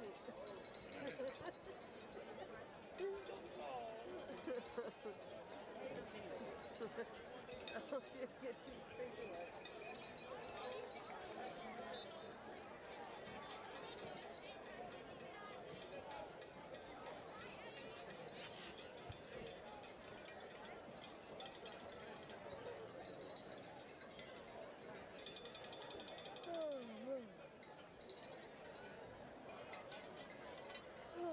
Here comes the Cardinals.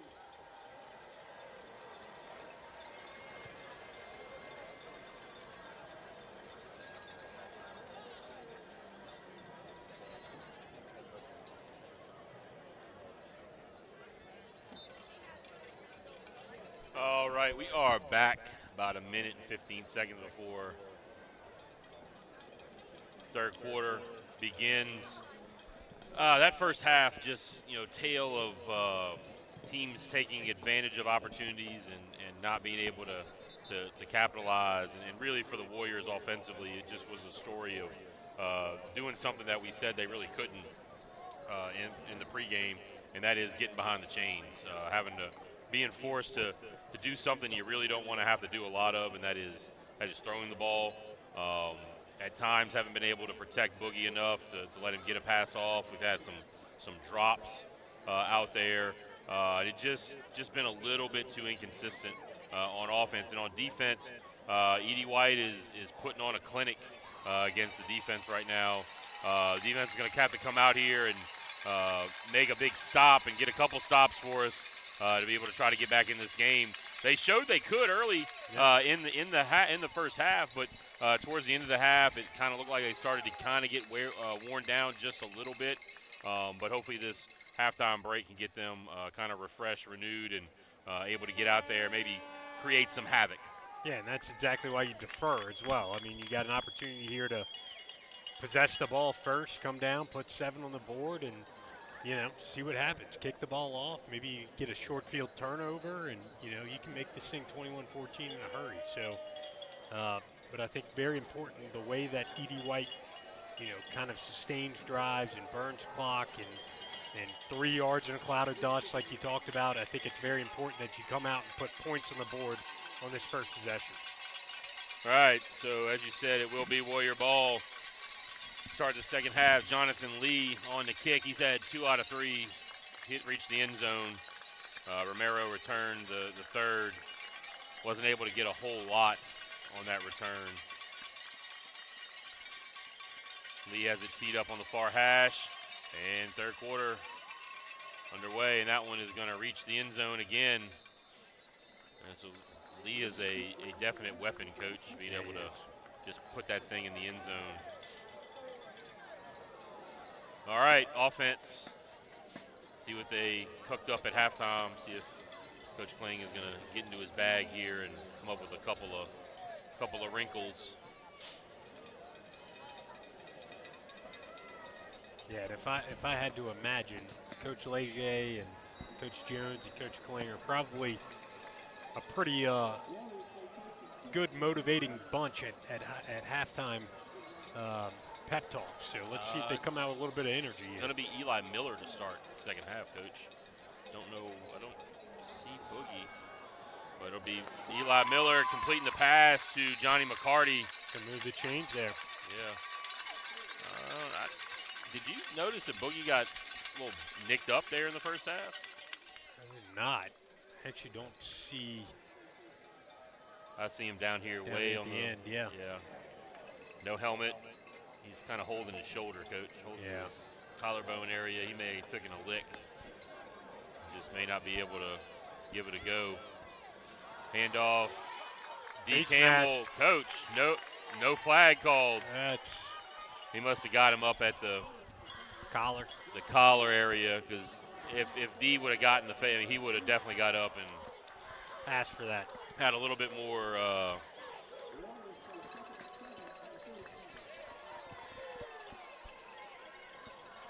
been a little bit more demonstrative there, but it was a good gain, decent gain on first down. Miller hands off. D. Campbell trying to bounce it. Upfield. Got to get upfield. Yep, got to get vertical. Gets about 1.5 yards, 2 yards maybe. 3rd and 7.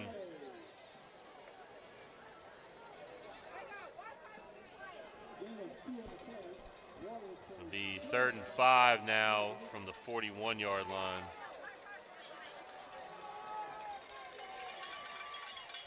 Miller's got a pretty accurate ball in the short game, so look for hitches, slants, speed out. Overthrows it, picked off,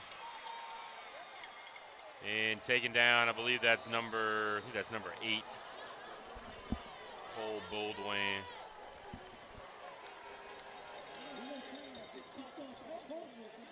Nope, correction. That's Carter Myers with another interception. He got one earlier, and Miller just overthrew CJ on kind of a little inside hitch there. Yep, just launched it over his head. Another interesting development. Coach Kling down on the field, not up in the box. Maybe with the quarterback change, they had to. Coach Kling wanted to get down here and be able to directly look Eli in the eye and kind of coach him up.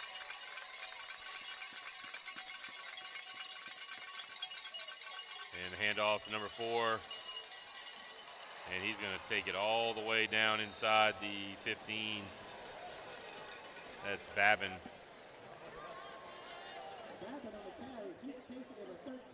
13-yard line. First down, Cardinals.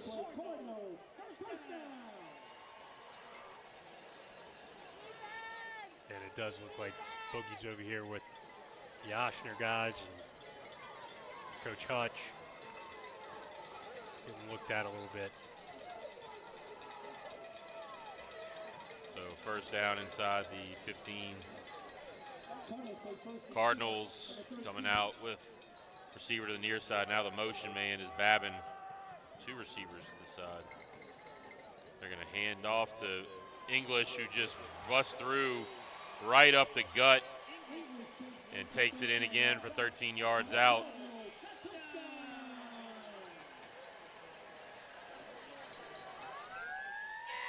Touchdown. Makes it 27-0 with 9:16 left. Jonathan Lee going to come on for the extra point. Up, and it is right through. So with 9:16 left to go in the third, 28-0. We'll be back.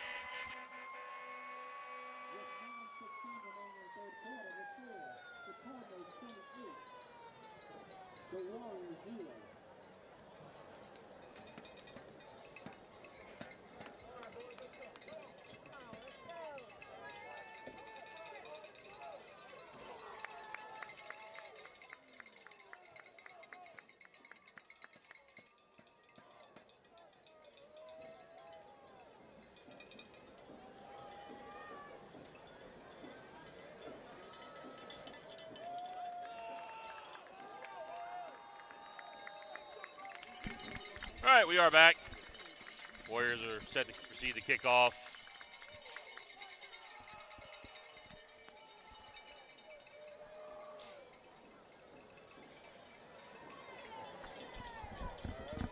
They can leave one short here, maybe get a return. Mayu or Romero. Going to leave it short. Romero fields it, takes it up the middle, and gets taken down at about the 25-yard line. So it'll be first down Warriors from that spot. Trying to see if I can figure out what's going on with Boogie. It looks like it might be some kind of upper body injury. Maybe his ankle too. He's got his ankle wrapped as well. That's that ankle he's kind of been favoring a little bit for the last couple of weeks. So maybe that's what it is. He just doesn't have enough to be able to move around and make the plays. So Eli Miller, the junior quarterback, in there. Contine next to him. They're going to hand it to Contine on the sweep. Contine gets the edge. Good gain on first down by the senior running back. McCarty, good job there of making a little contact with that backer screaming out there just to, deter him a little bit. But we have seen in high school football this year, if you don't show restraint there and you earhole them, they'll call it.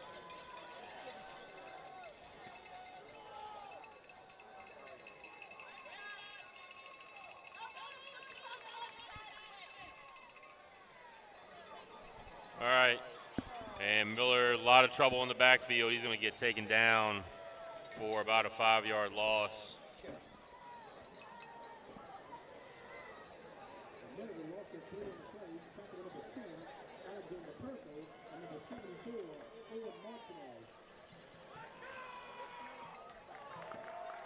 Perkle and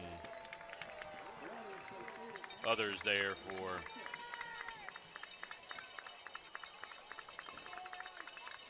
Cardinals. Bring up a 3rd and 9 at the 26. Miller dropping straight back. Loft one up, trying to hit Damian Willett. And incomplete. Left it a little high, but good coverage there by the DB. Guess who was there again? Myers. Yep. He's been all over the place. Carter Myers, the safety. Around almost every ball that's been thrown. 2 interceptions, got that pass breakup.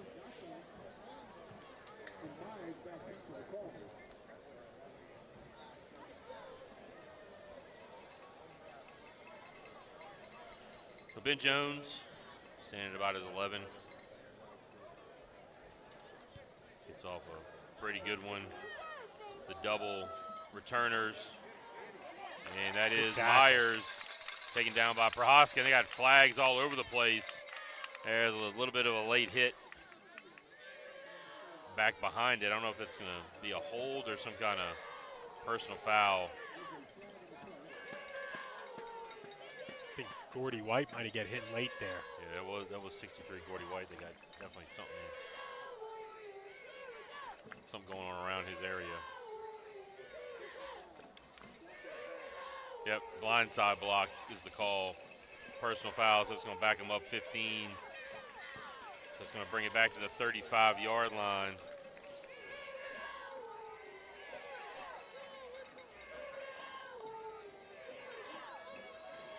I think if you're the Warriors right here, you need to be on a play-action pass alert for them to try to take a shot.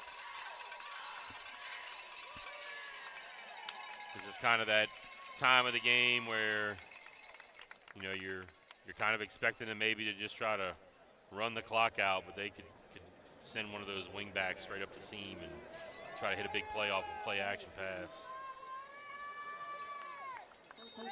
Two backs in the backfield now is showing this wing T type look. Yep. It's inside handoff. Oh, he Ball's fumbled. free. He's got it. That's Point even it. Sutton There it has is. it. Turnover. There you go, Sutton. There's that turnover we were talking about a Yep. little bit earlier, Coach. Big turnover force. On the short field, too, Coach. Yeah, this is going to be some of the best field position the Warriors have had since the very first drive of the game for them. First down, Warriors at the Cardinals' 35-yard line. If you are going to come back in this game, got to punch this in right here. Have to. This is about the second best opportunity to put the ball in for a score. You got to take advantage of it. CJ going to come in motion. They're going to hand it off. Nope, fake. Miller up the middle. Yep. Almost breaks it. Good keeper there. Eli Miller. And that was set up by the other, 2 or 3 jets you had to CJ earlier. They were not expecting QB keep up the middle there. Everything is just got this dew on it. Dew all over the place. You can kind of see some slipping out there on the field too. CJ on the jet. Good job right there on he kind of hit the seam and took it straight up the field that time. The last time we saw him run that, he was going a little too horizontal. That time he got vertical quickly. So a couple good first plays. Going to take the Warriors down to the 20-yard line. Looking right back the same. D. Campbell flipping sides. CJ Miller fakes it again, and not as much luck. That's number 74, Owen Martinez, making the stop for no gain. Martinez, I'm sorry. The Thibodeau, it's Martinez. Yes. Should have known that. We're used to the Baton Rouge Martinez. Yep.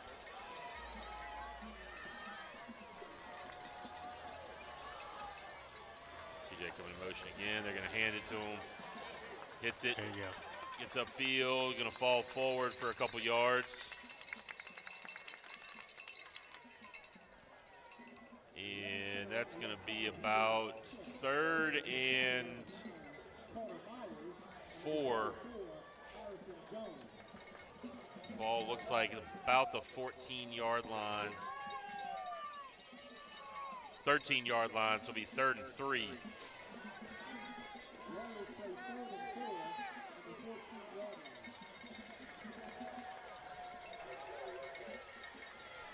Late sub. Low snap. D. Campbell trying to bounce it. And he got vertical. It's going to be just short, Coach. They're going to mark it at the 11. picked up about 3, needed 4, got 3, as they marked it as a 3rd and 4. Now it's going to be 4th and 1. No-brainer, you're going for it. Yeah, obvious go here. Big 4th and 1 here. Gotta assume this is gonna be D. Camel There you to got the short side over here. Baldwin in the backfield with D. They're going to hand it to him. He cuts it up. Good cut. Dodges a couple tacklers. So he got down to about the 5, maybe inside the 5.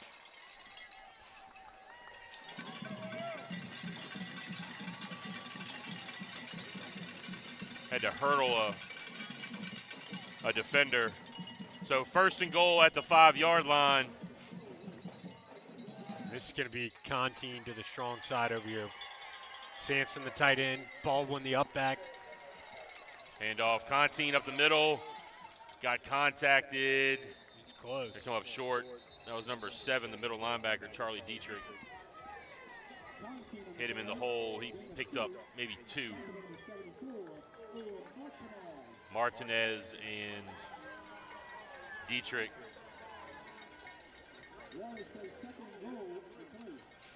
Second and goal from the 3-yard line now.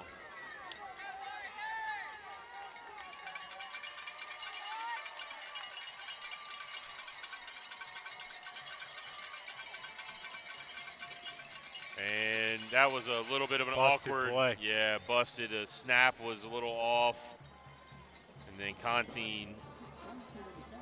Coach, I think they're just lucky to hold on to the football right there. Agreed. So 3rd down and goal at the 5-yard line.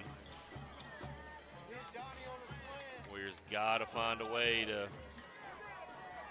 get this thing in right here. They got 2 downs to do it.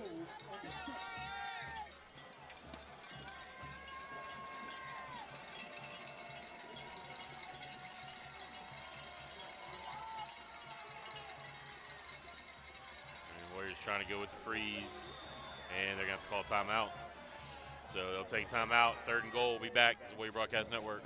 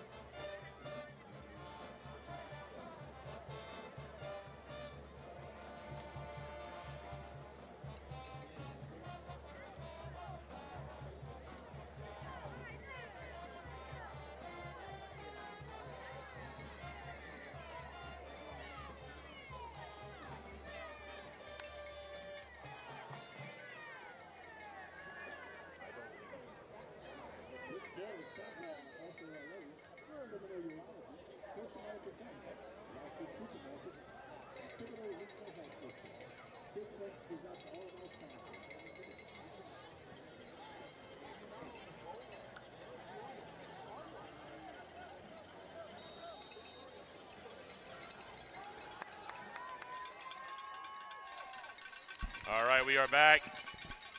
Direct snap to D. Camel. Yeah. Touchdown, Warriors. Go with the Wildcat. The D. Camel takes it in from 5 yards out. All right, Coach. Got the turnover. Yep. Punched it in. Now you got to come back on defense. Yep. Need another Just turnover. one Quick possession at a stop. time. One Yep. possession at a time. So you won the last 2 possessions. Now it's time to go win the next possession. And the offsides from Edie White. Gonna move him up. So a little wrinkle there, going with the Wildcat. Direct snap to D. Campbell. I've not seen that at all yet this year, but Coach Kling going into the bag.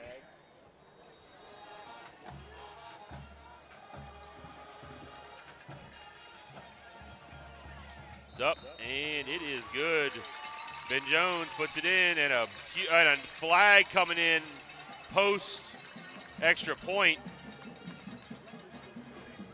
Joe Bourgeois really slow getting up off the field. Did they pop Bourgeois late? I think they may have. So we'll try to get what the penalty is when we get back. This is the Warrior Broadcast Network.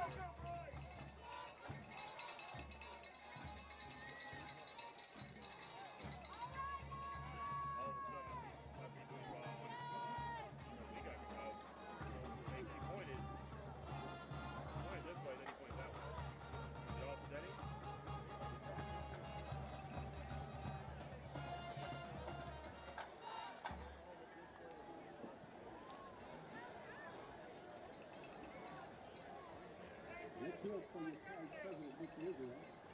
President Rizzo was proud to support the Cardinals and the fans who make Friday nights under the lights so special. Together we are building a stronger recruit on and off the field.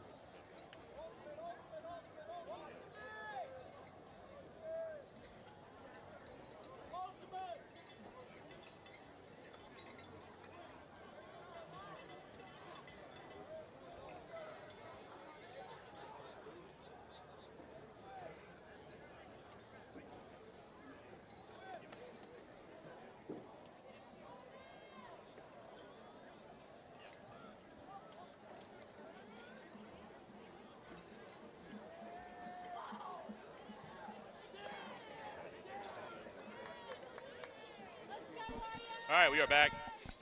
It'll be Warriors kicking it off. They'll be kicking it from the 50-yard line. It was a personal foul on E.D. White. Ball is going to be moved up 45. to the 45. Off the 15-yard penalty. Yeah, and we talked about it a little bit in the break, but I mean, I think if you were thinking about it one time before, you definitely do it This is now. where it's going, yep. The worst thing's going to happen, they're going to get the ball at the 35-yard line. Yep. Absolutely.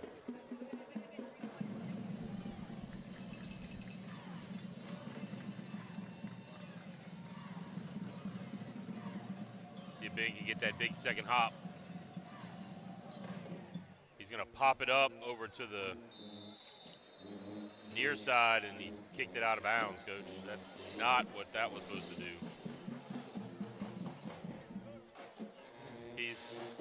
They're trying to get it popped up and get one of their speed guys Catch it on the run. to go catch it on the run. And Ben just didn't get it up high enough and was too far out of bounds.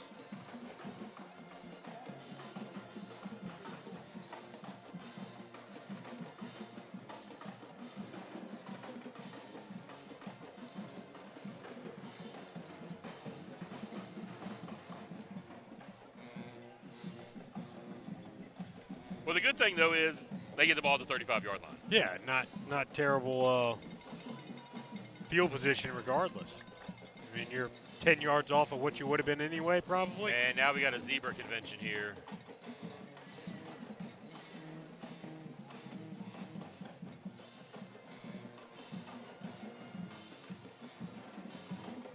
They're discussing the spot. It'll be at the 30-yard line. So Nice. A positive zebra positive. convention. Yep. Look, it's positive yards for us. Yeah.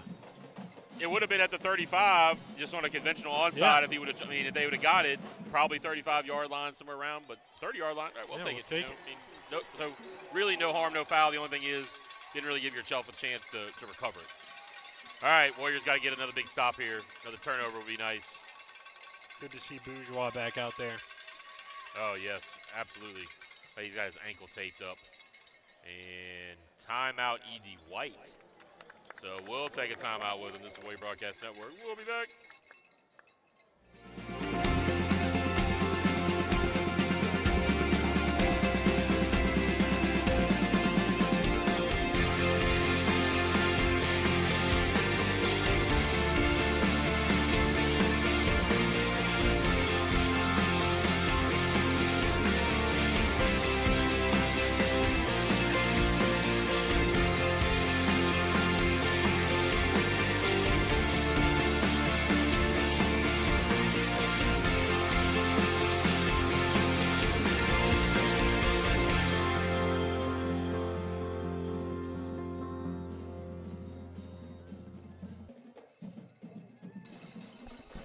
All right, we are back after the timeout from E.D. White. Coach, a nice-sized crowd here for the Warriors in Thibodaux. It really is. Taking that hour-and-a-half drive down the bayou. Hour and a half or so. I went south through New Iberia. Yeah, you coming from About an hour and a half. Lafayette way. Yeah. Toss to LaFont, and he cuts it all the way back. Coach, I don't know if anybody's going to be able to catch him. East is trying. Here comes CJ, and is going to get him down. That's great effort from CJ on Reese LaFont. LaFont almost took it in from 70 on the toss play. Cut it all the way back.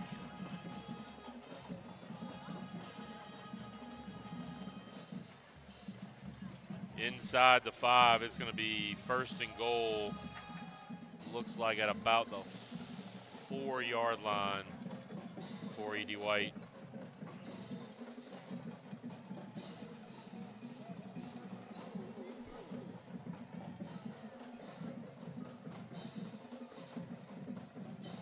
English got stuck. Sampson just stuck him. Got about a yard, but Jackson Sampson was right there to just hammer him. And Mason Gray is going to have to come off the field. They're going to have to find another defensive tackle to get out there. Going to be Conan Selmo trotting out.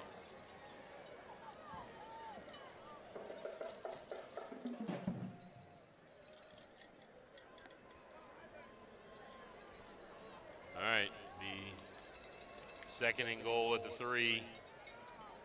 What about a fumble, Coach? Perfect. Scoop and score. Barbera going to take it in. Darsom hits him after he got into the end zone. So 3-yard touchdown run from Barbera. At the 124 mark, makes it 34-7.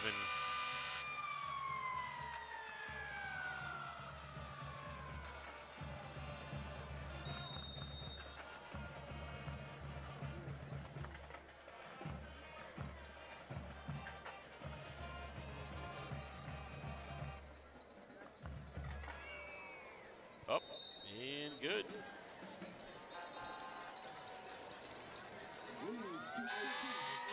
With 124 left to go in the third. 35-7. We'll be back. This is Warrior Broadcast Network. With 1 minute and 24 seconds remaining in the third quarter, the score, the Cardinals 35, the Royals 7.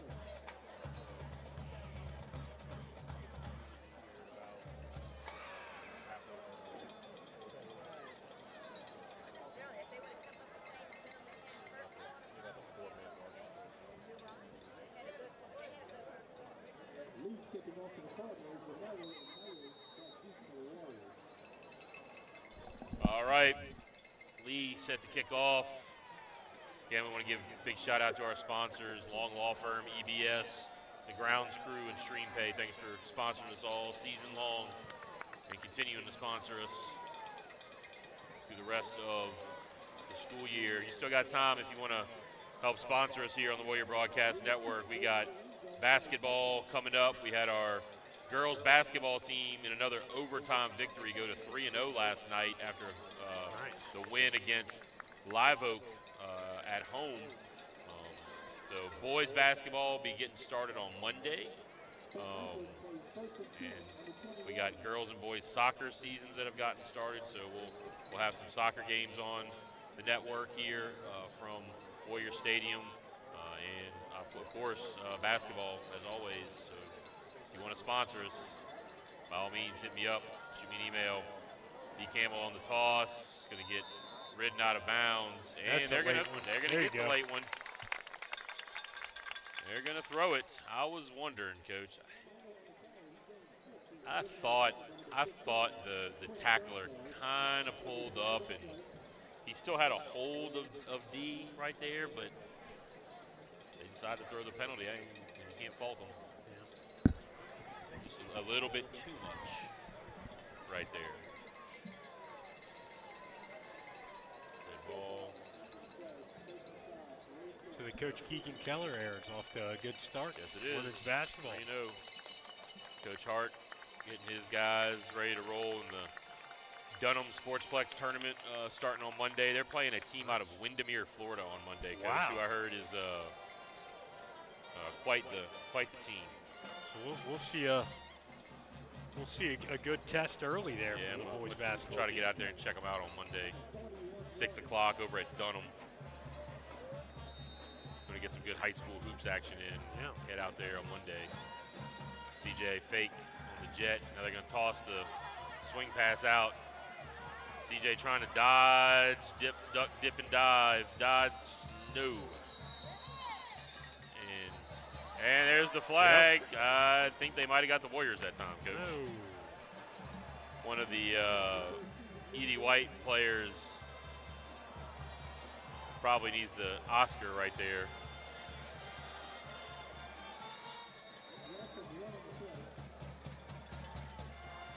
And they're calling it, sending both teams to the sideline. They're going to have a zebra convention, talk about what they're going to throw here.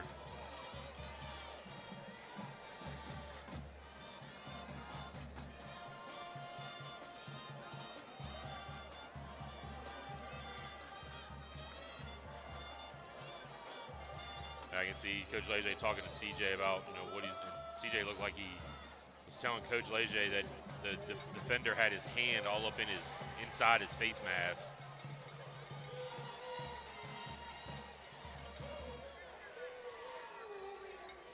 I think they may have gotten both of them. This may be an offsetting situation.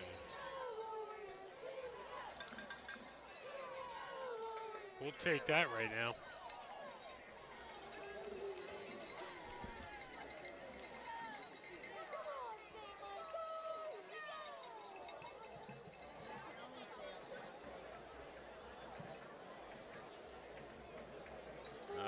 They're gonna get St. Michael on it. Yeah, they're gonna call the Warriors on. That's gonna be a 15-yard penalty all the way back to the 25-yard line. And that was the thing in the first half is just got behind the chains too much due to a couple of penalties and then a couple of sacks. Just not really. No high school team is really built to be able to withstand second and 26s and 25s and those types of things. And false start. That's going to be Doug Kelly twitched a little bit. So now instead of second and 26, we'll be in a second and 31.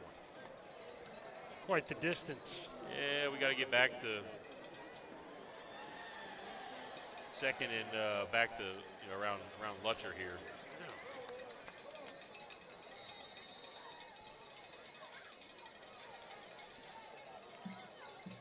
Underneath a minute now, 45 seconds left in the third. A couple of penalties, backs us up 20 yards. Miller drops the snap, picks it up, and tries to get just something. Miller had his eyes up looking down the field before he secured the snap. And Warriors think you're going to let this thing go to the quarter.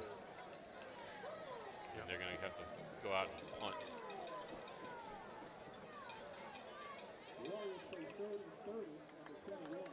No, it'll be 3rd and 30. Oh, sorry, 3rd and 30. I'm sorry.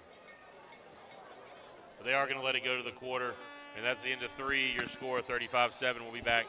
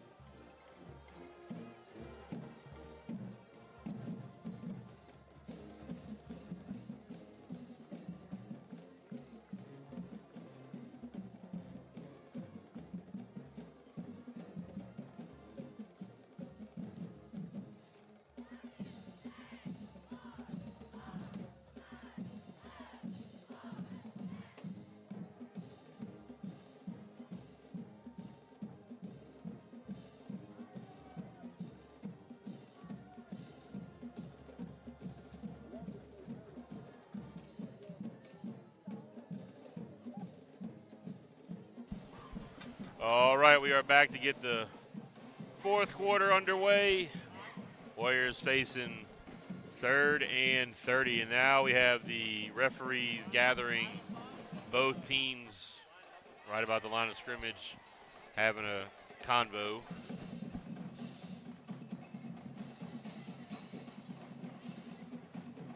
This is probably, guys, stop all the extracurricular after the whistle stuff, for sure. It's gotten a little chippy at times, but, you know, Edie White, very aggressive team. We said that in the very beginning of the game. That's the kind of team they are. It's a byproduct of that. They're going to try to poke and prod you after the sack. They're going to try to poke and prod you to react. Miller's very slow to get up. And he's helped up by his O-lineman and going to trot off after a big sack. Takes him all the way back to the 13-yard line. 4th and back to Baton Rouge, Coach. Yep. 37. If Ben Jones can get this one out to the first down marker here, it's gonna be a pretty heck of a punt. Pretty good punt. Yep.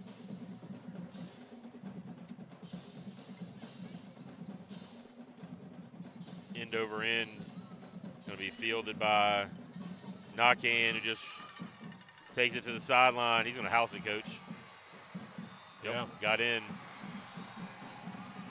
It's about a 40-yard punt return for touchdown. Is that a flag on the field at about the 30-yard line?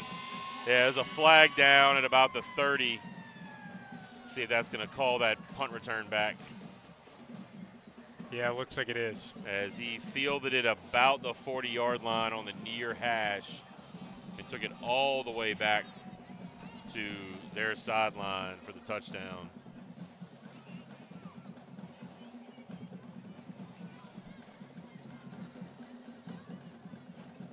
Yep, that's going to negate the touchdown and the hold back to the 39-yard line. Flag was on the 29, so it's back to the 39. It'll be 1st and 10 there for Edie White.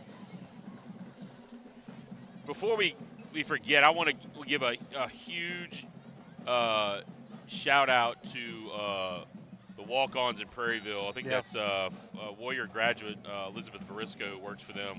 I think she kind of helped hook that up. Thanks for putting us on the screen there in the restaurant on a Friday regional round playoffs. We really, really appreciate that. Hopefully you guys enjoy having that game on.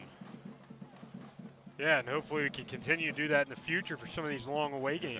That would be awesome, man. A little watch party. English just dragging the tackler. I think that's Peyton Dawson. English took Dawson for a ride. English is a really good high school back. Yeah, he's your classic flex bone B back, right behind the quarterback. He's not going to get a whole lot of glory a whole lot of times. Most of the time, it's get 4 yards. But English has scored a couple touchdowns. He's broke off a couple big runs and not easy to take down. Warriors playing cover 0 here. There's no free safety. English again just dragging tacklers. Number 72, Colton Duplantis, helmet just came flying off. Coach, Duplantis is a freshman, 72. He's a big old He's boy. a big kid, Coach. He is a big kid. His dad is the head softball coach down at Hahnville. Used to be the head softball coach at Vanderbilt Catholic. Played him in the playoffs a time or two.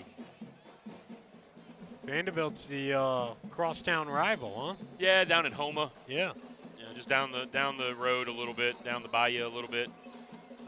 Whistles. It's like a official timeout, maybe.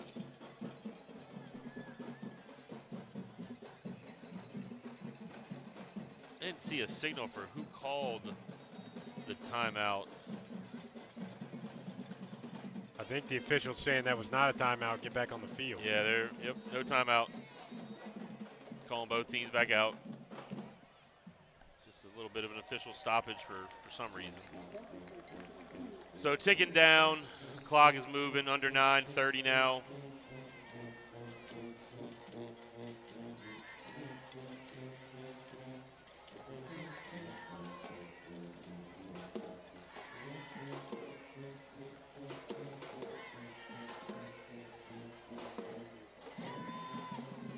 Barbera sacked. Peyton Dawson getting the sack. Big loss. A good job there from the Warriors.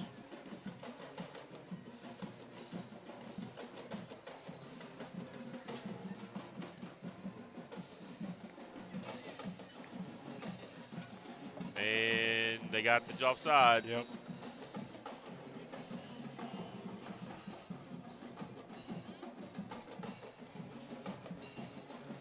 Coach, right now over there on that right side, or on their offensive line right now, you got two freshmen out there for E.D. White, number 72 Duplantis and number 65 Guillen. Two big freshmen, Coach. Playing varsity football at this future, level. Future's bright over there for E.D. White on the offensive line. You got a couple of seniors. A toss, fumble Get by on that ball. Douglas, and that ball is just going to go out of bounds. So another loss of yardage.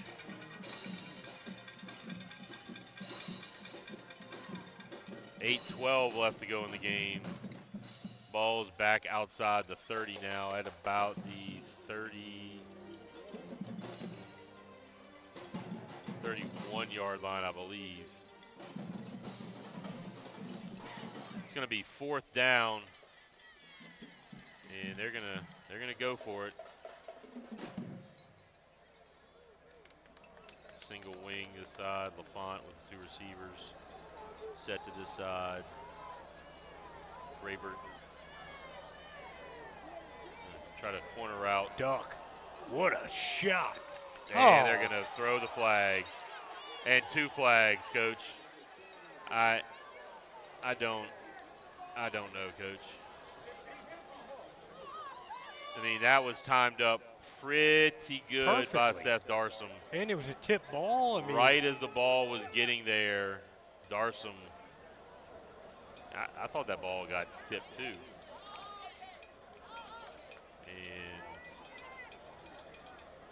still no signal.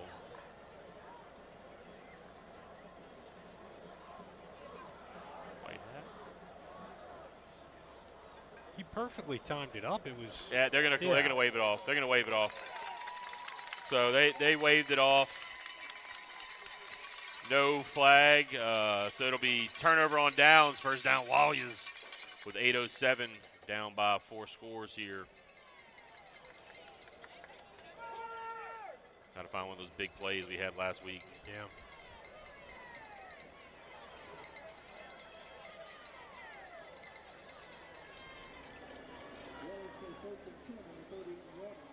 Coach sitting here in the visitor stands right behind us. The Warriors got to ride in style to the game in the charter buses.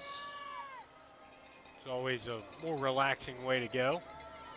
One of our sponsors helped pay for that. Yeah. One of our Warrior sponsors at school helped pay for that. McCarty with the catch, about a 5-yard gain out to the 36-yard line.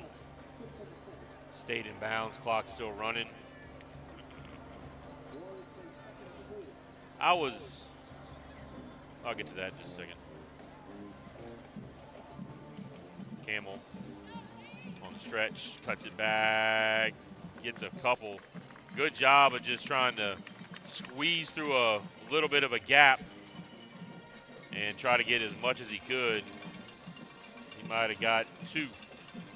Bring up 3rd and 3. At the 38-yard line.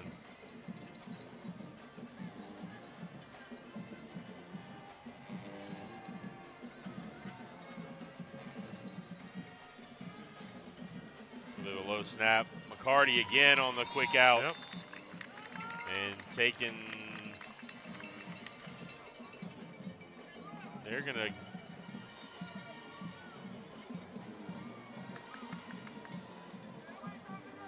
give him the first down. First down, Walliams at the 42-yard line. Another nice little out route just past the sticks for the first down.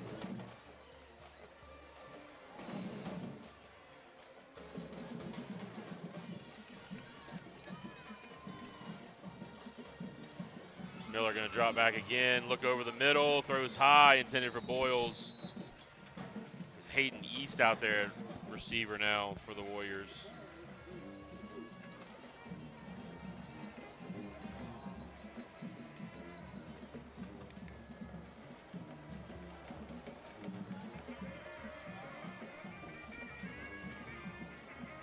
Mardi Gras time from the band.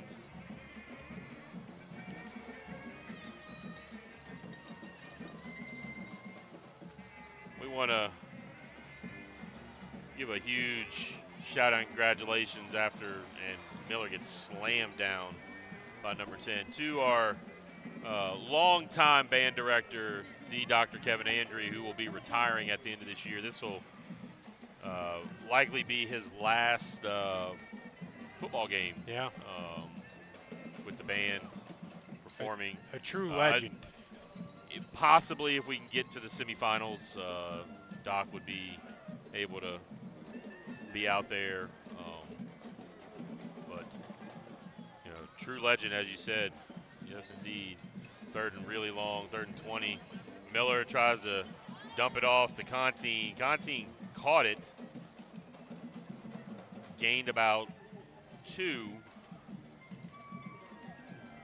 So it'll be a 4th and 18. Warriors are going to have to punt it. Coach, I was hoping our good buddy Ron Swanson was going to be in the chat so he could sell me on Lane. Sell me on Lane Kiffin. I'm going to have to hit him up with a little text message later on this evening. Tell you why Lane Kiffin's the right fit. Yeah, sell me on Lane, Ron. And good punt. Ben Jones, fair caught by Nakan at the 40, or rather 38-yard line. So, change of possession here.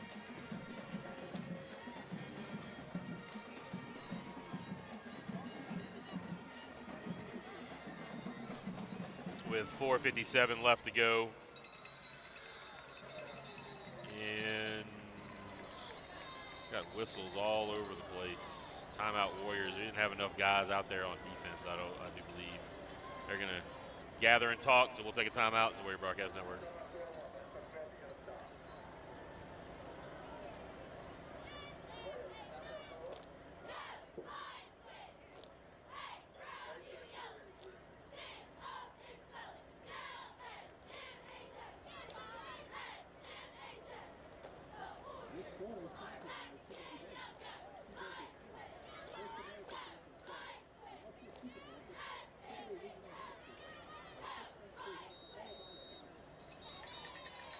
All right, we are back from the timeout.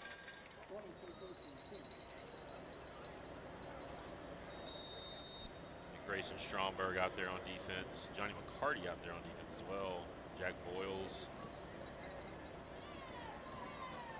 Stop. And Barbera on the keeper.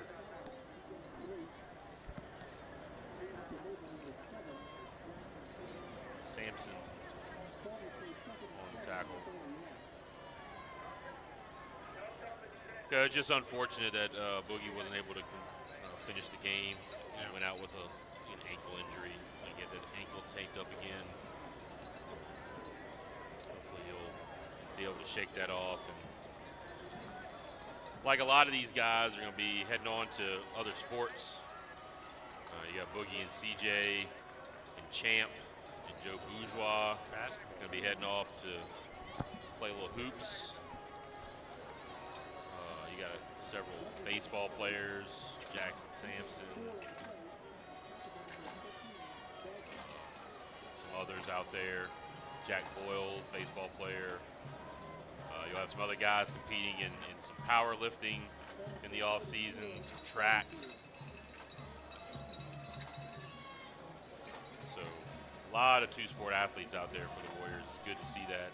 Looking at a lot of the guys on the sideline will be heading to other sports as well. And some of these guys will just head to the off season football. The goal is to get bigger, get stronger.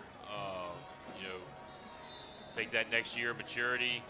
Take that next step, man, because 7-3 on the season, I think is a really, really strong regular season. You got your 8th win with the playoff win. You're going to finish technically 8-4.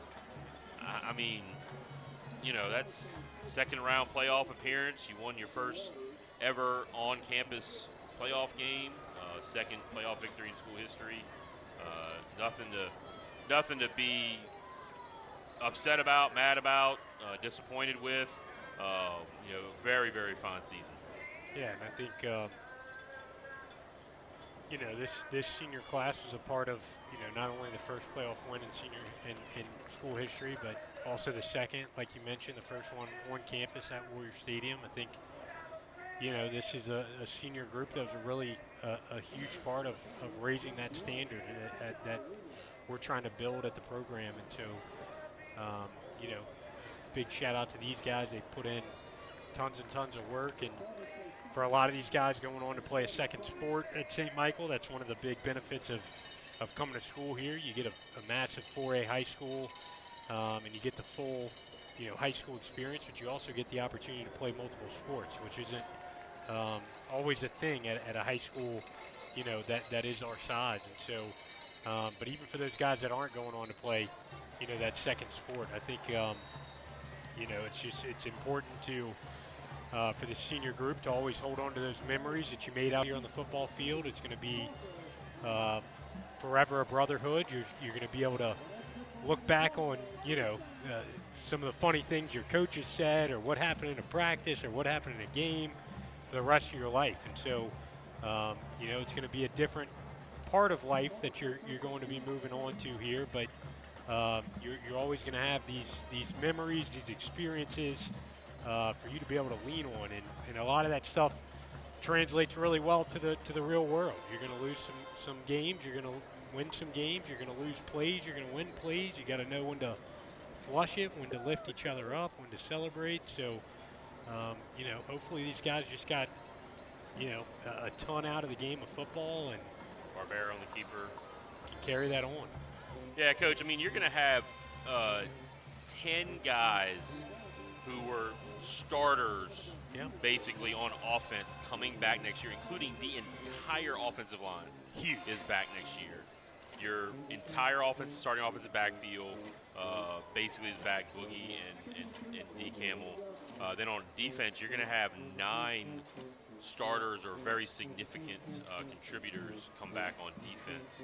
So, you're looking at 19 guys coming back next year for a team that went 7-3. That's a pretty bright future as we tick down under 30 seconds.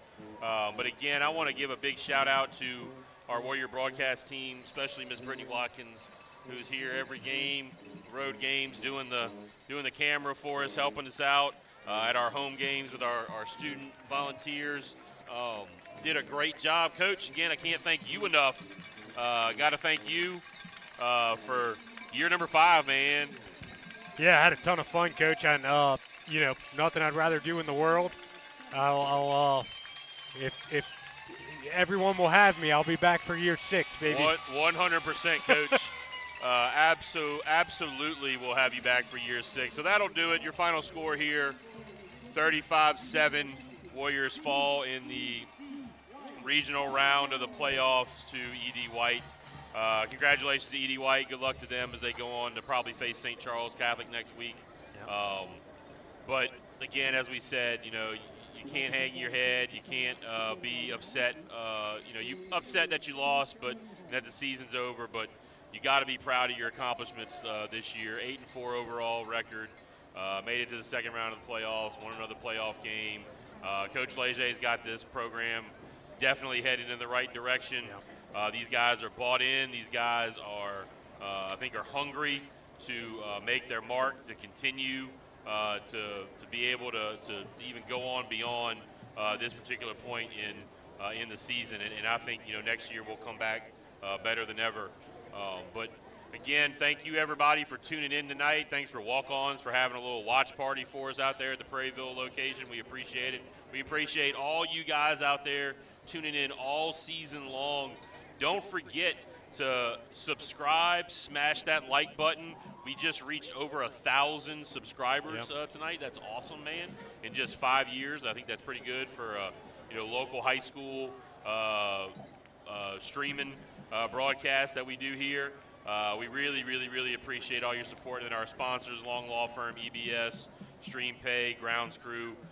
Thank you for sponsoring us here on the Warrior Broadcast Network. We got Warrior Basketball, Warrior Soccer, Warrior Baseball coming up here for the rest of the season. But, Jeff, anything else? No, that's it, man. Just really proud of this group. Like I said, can't reiterate that enough. I mean, the lifting of the standard for this program has been fantastic. Yeah, and congratulations. Congratulations to the seniors on a great season. We couldn't do it without those guys. Great senior class, small senior class, but good senior class. Congratulations and thank you for everything. All the senior football players, the dancers out here who the last time they were dancing for St. Michael, the cheerleaders as well, last football game for them. So band members as well. Thank you all, the sports med helpers. We can't do any of this without them. They're part of the crew. They're part of the family, and we want to thank them. And I thank you again on behalf of myself, Coach Craig Saylor, voice of Warrior Athletics, my partner, Coach Jeffrey Vaquero, class of 2015, and distinguished graduate of 2025. And again, on behalf of the administration, faculty, and staff of St. Michael High School, we want to wish you, as always, good night, God bless, and go Warriors.